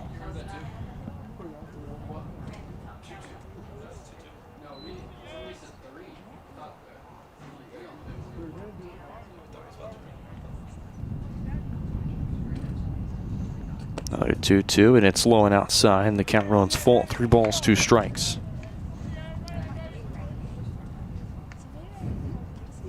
Jack Jones has been left stranded twice. He was left on first in the 4th and then left on second in the 5th after he reached on a walk and a stolen base. And it's a 6-pitch walk for Jack Jones. He's now aboard. Shortstop number 23, Lucas Wilson. With 1 out for Lucas Wilson.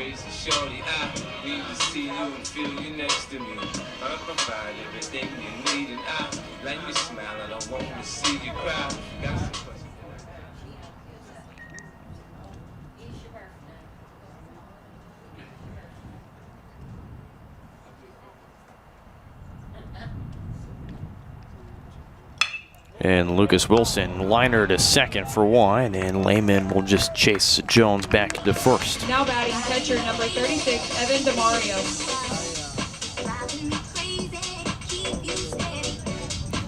2 down for Evan DeMario. After the line out to second from Wilson.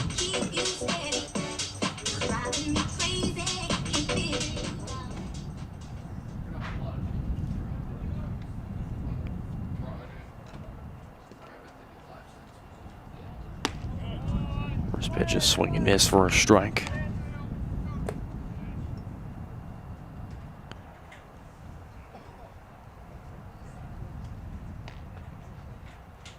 Mario is 1 for 2 with a single and a flat. Also reached via the walk in the 3rd. He also scored.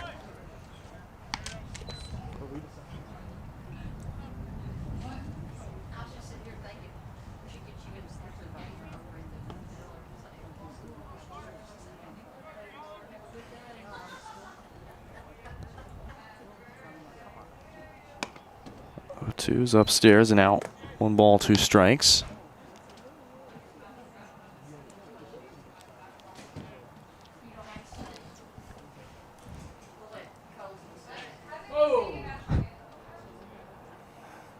One ball, 2 strikes. Allen kicks and fires. That one's way inside on Evan, 2 and 2.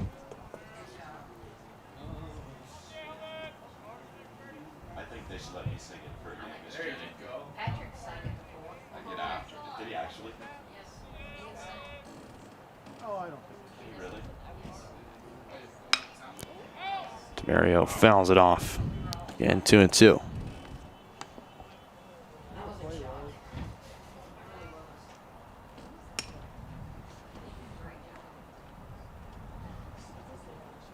And you have Bradford on deck. Deuce is wild across the board. Jack Jones on first. Another 2-2. Demario hits that to right, and it'll be tracked in by Alex Downing for the third out.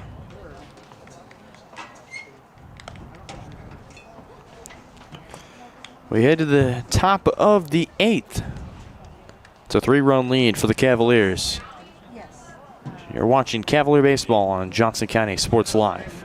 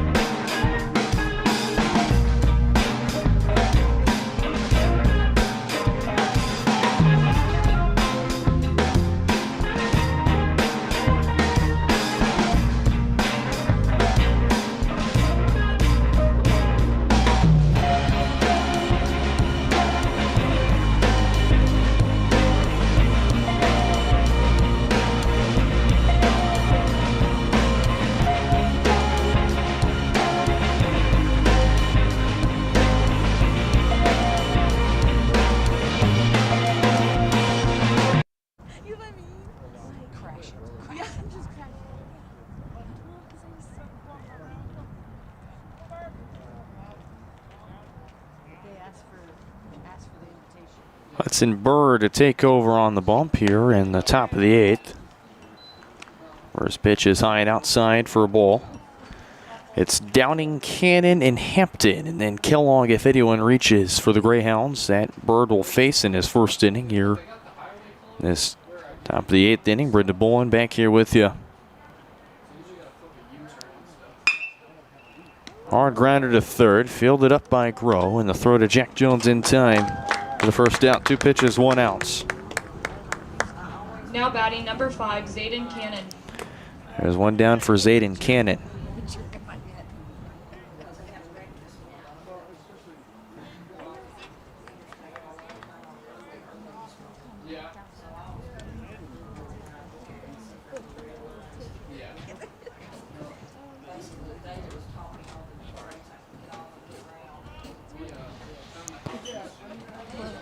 First pitch to Cannon's low and outside for ball 1.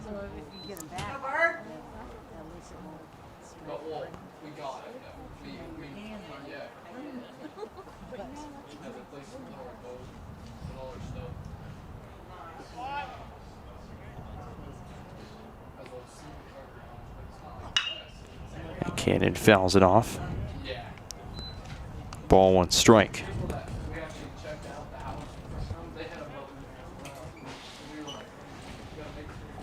So for the Cavaliers, their pitching staff has been a solid part of this team. The most strikeouts in a season is 573. It was set back in 2016. His pitching staff, after game number 1 of this 4-game set, is at 513. So 61 strikeouts needed in the next 3 games, including the postseason, can break the team record. Number 55, Ethan Hampton. So the Cavaliers are on pace. Zayden Cannon is on to the 1-out single. It's Ethan Hampton.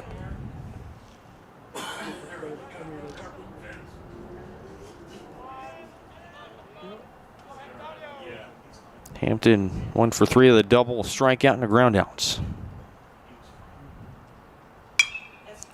First pitch, this one skied in the air and will carry foul and out of play.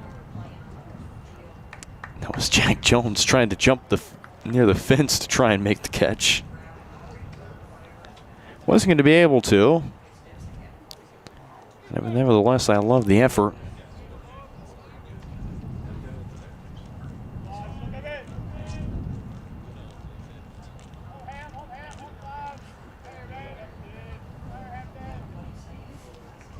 Oh, 1 swing and a miss for strike 2. Designated hitter Ethan Hampton.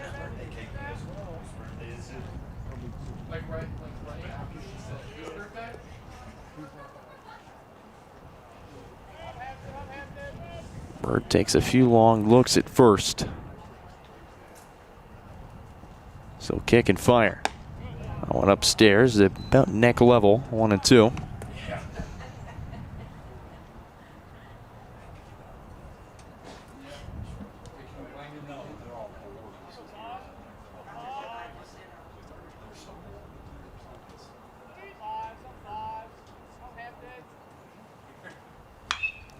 One, two. This one a towering pop-up in the infield. DeMario to Jack Jones, who calls for it and makes the catch.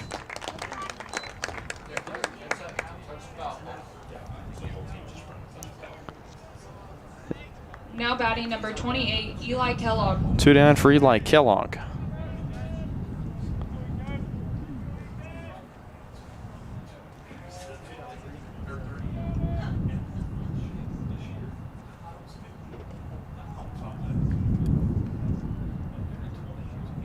Eli Kellogg with 2 down, the catcher. One foul out of play.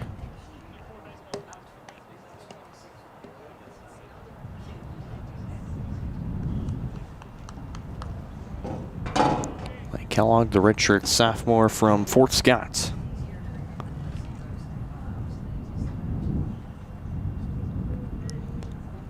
Again, one of several hometown kids to play for their hometown community college.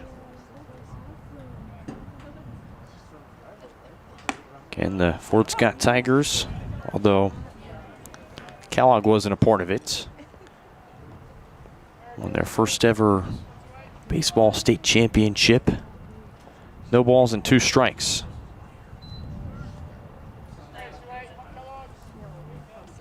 Bird looking to just get out of this top of the 8th. Try and send the Cavs to get more insurance, and he will do that. It's a 3-pitch strikeouts as Hudson Bird takes care of the Greyhounds. He faces 4 batters, gives up 1 hit, and leaves them on. We move to the bottom half of the 8th. 7-4, still our score.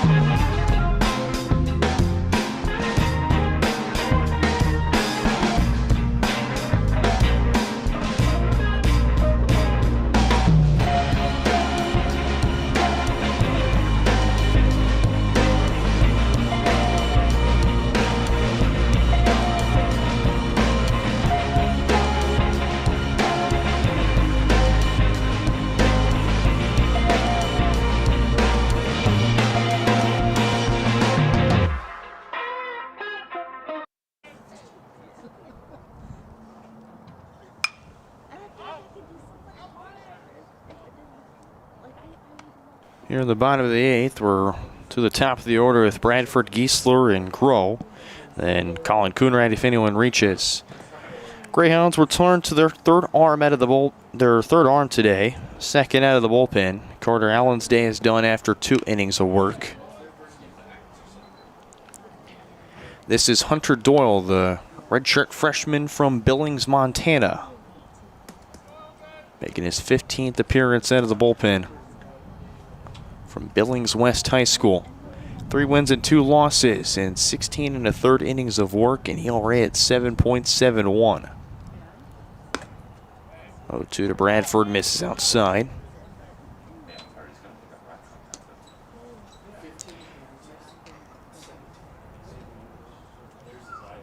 "19 hits, 14 runs, 14 earned, 13 walks to 17 strikeouts."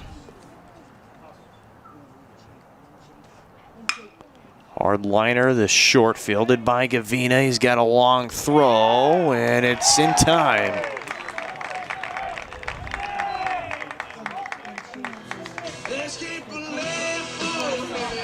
Now batting right fielder number 17, Braden Giesler.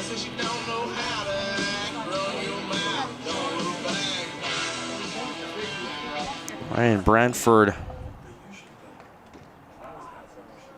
still was not able to get a hit on the day. Has reached base twice, but unfortunately the hitless streak spell continues. That's off of Doyle. Giesler churning for first, and he'll be taken out. And the Greyhound dugout, a big now fan of that third play. Baseman number 19, Logan Groh.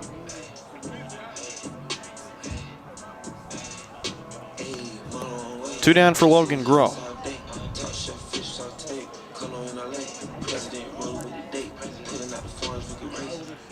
A home run can give him the RBI record.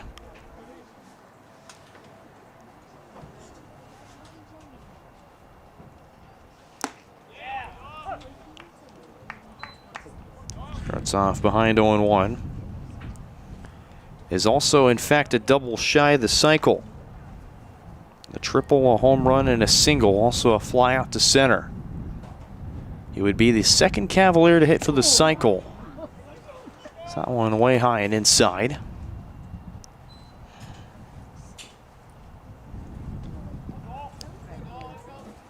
Three hits, 2 runners driven in, 2 scored himself. A phenomenal day at the plate for Logan Groh. And this one into right center field and off the wall. Groh churning for second. And there's the cycle for Logan Groh, the second of the season for any Cavalier player.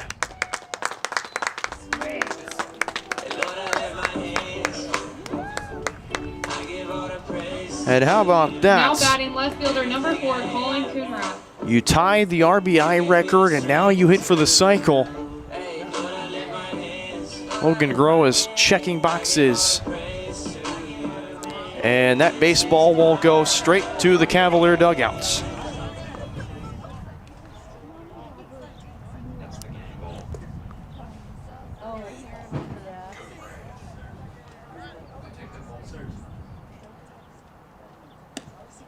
Off speed, misses high and outside.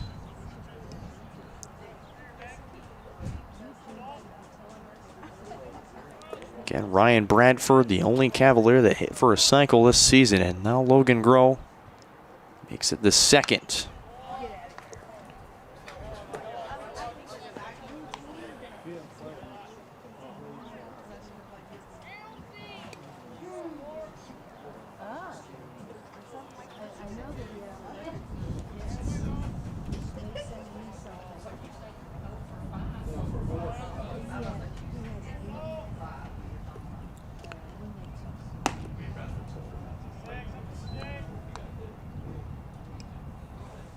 Coonrad 0 for 2.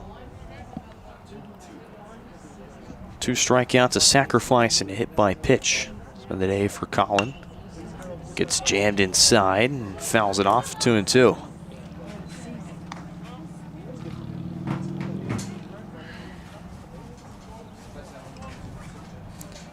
Logan Groh, the 5th Cavalier in program history to hit for the cycle.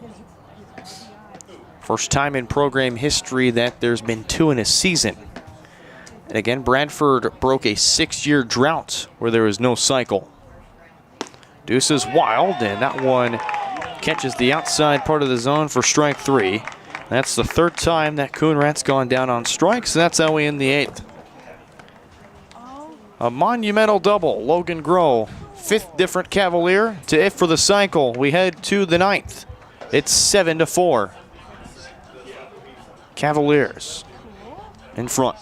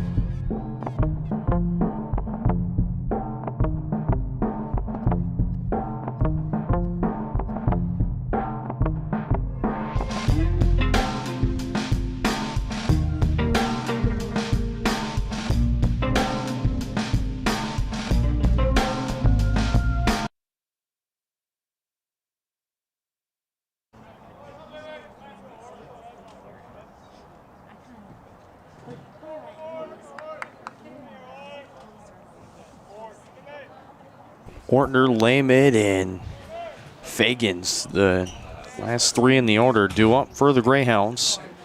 Down to their last 3 outs.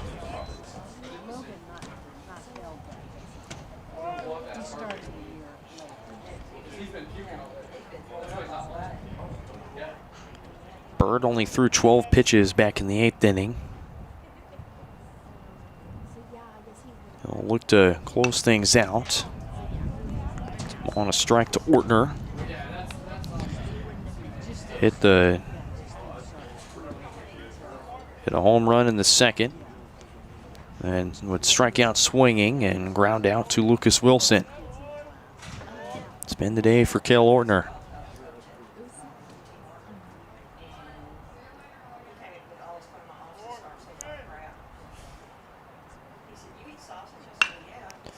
Off speed, and Jones and Briggs Rowe a miscommunication about where that ball is going to trickle into the gap, and it gets through. Now batting number 8, Seamus Lena. So it's a leadoff single for Cale Ortner, and Seamus Lehman.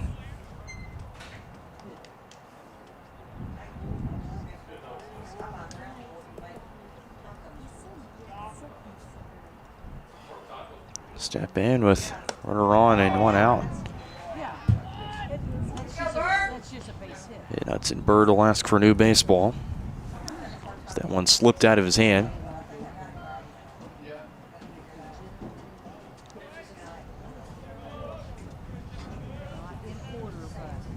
Lehman 0 for 3, 2 strikeouts and a groundout.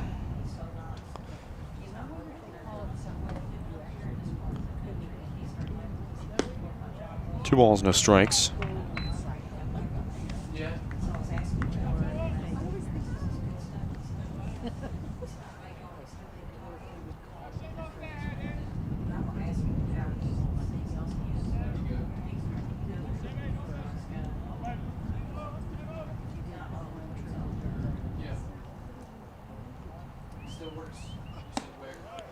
Two misses high and out, 3-0.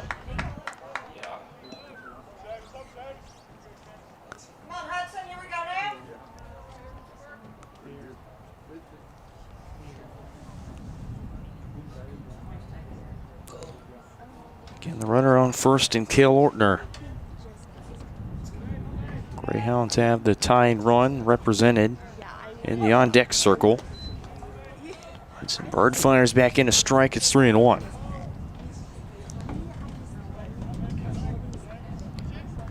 Cavaliers will turn to Keston Holman, who's warming up in the bullpen.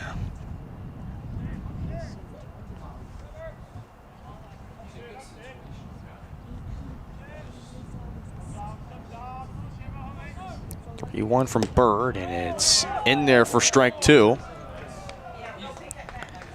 As that's again the Greyhounds thinking it's ball 4, but having to either go back to the dugout or now this time stepping back into the plate.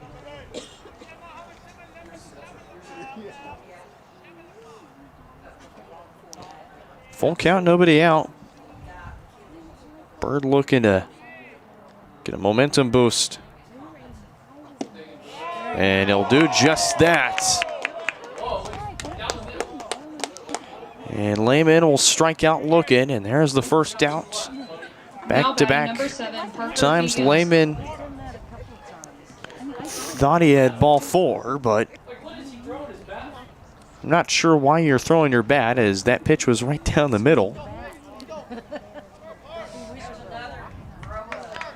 There's one down for Fagans.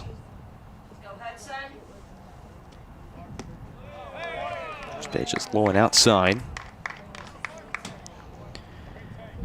Fagans started off 0 for 2 with a strikeout and a ground out to Logan Groh before he was part of the 1-run, 2-hit 7th inning where he had a 2-out double before Cade Gavina drove him in. Ball 1 strike.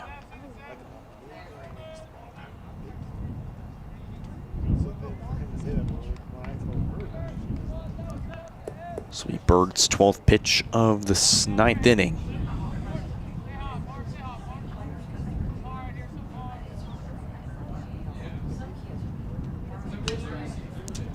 That one's fouled back to the backstop, 1-2.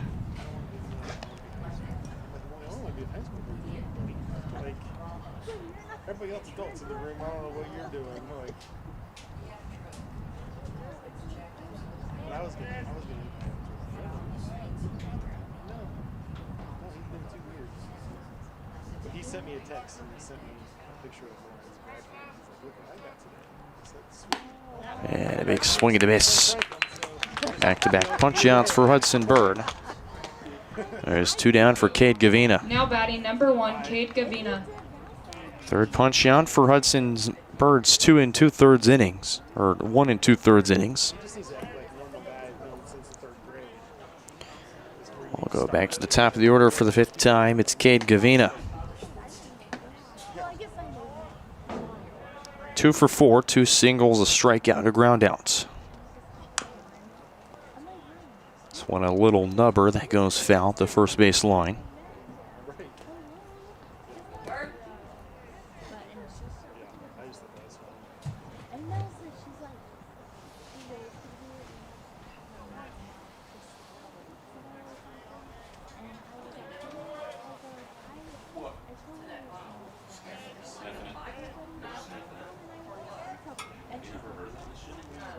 Cade Gavina has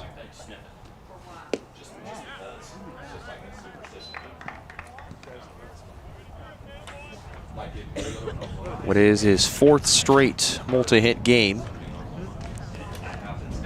4 multi-hit games in his last 6 games. There's the 2-strike collapse from the dugout. Bird fires the 0-2. Upstairs for ball 1.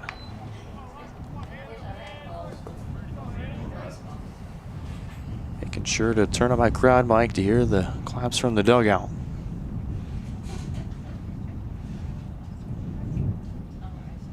I won't do it this time. It's the pitcher's count of 1 ball, 2 strikes. There they are again, the 1-2. Swing and a miss for strike 3. DeMario gets the tag. And Johnson County sweeps the first 2 games against the Greyhounds. Game 2 of this doubleheader. Thank you for coming out. As Johnson County secures the victory, 7-4, the final score. 2 up, 2 down, 2 away from a perfect conference season, 30-0 in conference play. We'll step aside for our post-game show. Coming up after a word from our sponsors here on Johnson County Sports Live. Improve their confidence and their quality of life, because a smile is for a lifetime.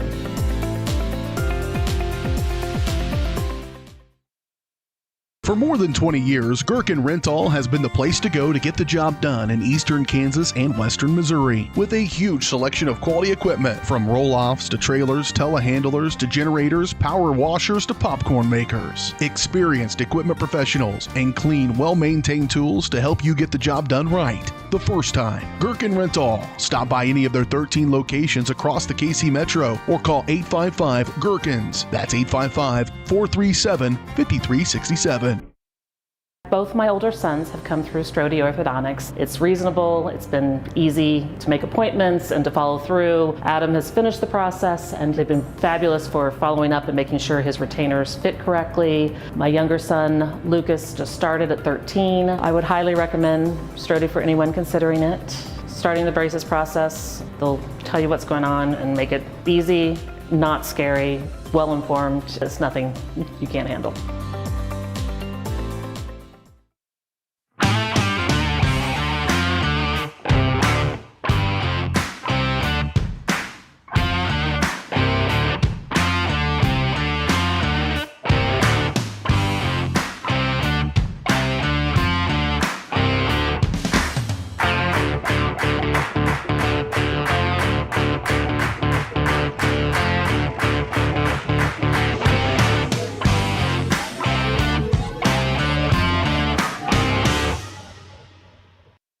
Hey, I'm Mike Rowe, here today to encourage you to connect with 811 before you dig. And I'm Micro, and I'm here because I love to dig in the dirt. It's true. He's also here because he's very small and not that bright.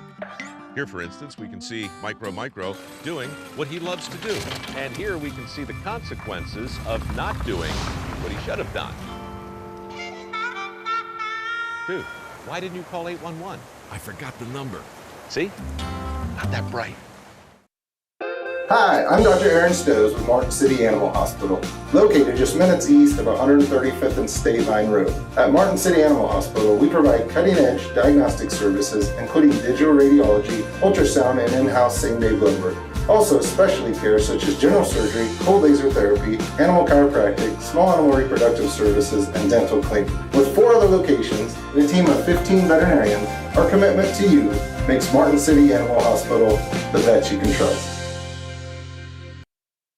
Hers Incorporated in Spring Hill is your area's premier small engine repair shop. Before you replace that faulty trimmer or mower, let our experts get you back to work. And if you are in the market for a new handheld, we carry Maruyama and Red Max trimmers. Plus, Hers is still the best place for hydraulic hoses, cylinder repair, and mechanical control cables. If that's not enough, we're also a UPS drop-off location. To learn more, visit us at hersinc.net, call 913-247-3530, or just stop on by.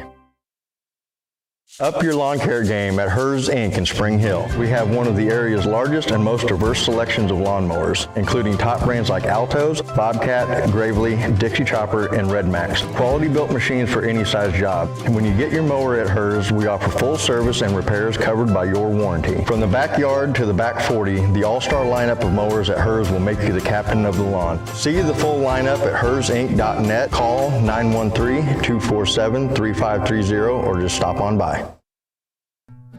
Number one, obviously, is safety.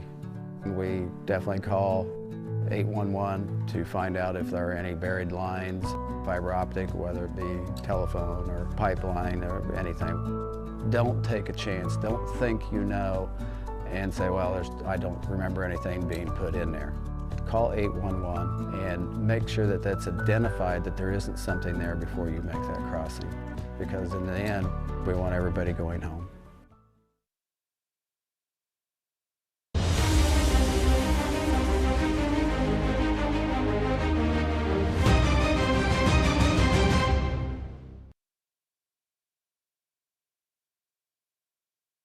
Back here in our post-game show here on Johnson County Sports Live. Final score, Cavaliers 7, Fort Scott Greyhounds 4. Brendan Bolin back here with you to break down the final numbers for you.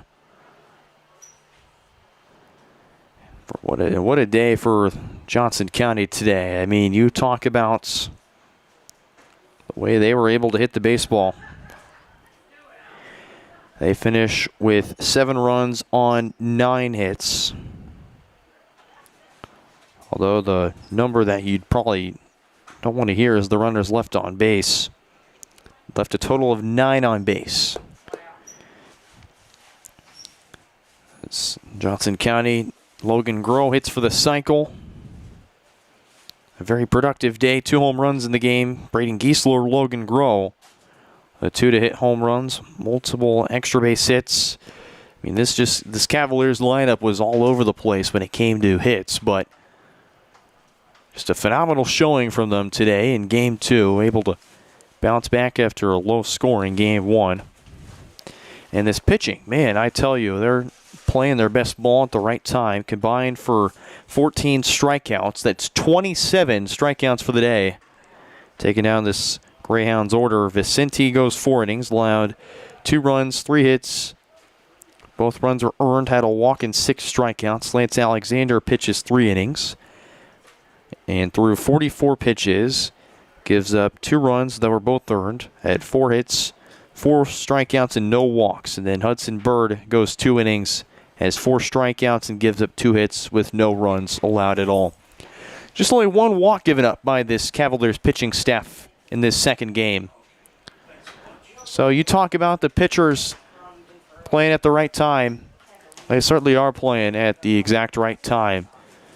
Want to thank everybody for tuning in this regular season. Postseason begins next week. We are shooting for possibly Wednesday or Thursday. It'll depend on what gets approved by the NJCAA and the conference office. I believe the official ruling is we're going to play Thursday, Friday, and then Game 3 possible on Saturday. Both of the play-in games in the Plains District Tournament Sub-Regional will be played right here at Overland Park, Kansas. So Thursday, Friday, Saturday, and unfortunately I got a scare when I thought the games were going to be Wednesday. Since they are starting on Thursday, I am happy to announce that I will be here for the entire Sub-Regional Tournament. I'm super stoked to get back. If they started on Wednesday, you would have had to have a fill-in for me, as of course I am a student first. I've got finals to take care of. I do have a final that morning, but I will be at the field and ready to go for both Thursday and Friday. First pitch probably will be 1 p.m. unless times will change, but 1 p.m. Yes, 1 p.m. will be the start for both those game times. Of course, we have the Region 6 Division 2 softball tournament next door going on as well. So busy day here at Overland Park. So if you're going to show up, get here early to get your seats in a parking spots. I want to thank you for tuning in this regular season. We got 2 more games, maybe 3 to take care of. So don't go anywhere, folks. We'll see you next week. Again, Saturday, Johnson County Softball, Sophomore Day. They take on the Independence Pirates. First pitch at noon. Dylan Funk, Dennis Drennan will have you covered. Thanks again for joining me here on Johnson County Sports Live, a production of Varsity Sports Live. For my entire crew, I'm Brendan Bolin, signing off. We'll see you for sub-regional play on Thursday. Thanks so much for watching. Have a great night, and Hum Cavs.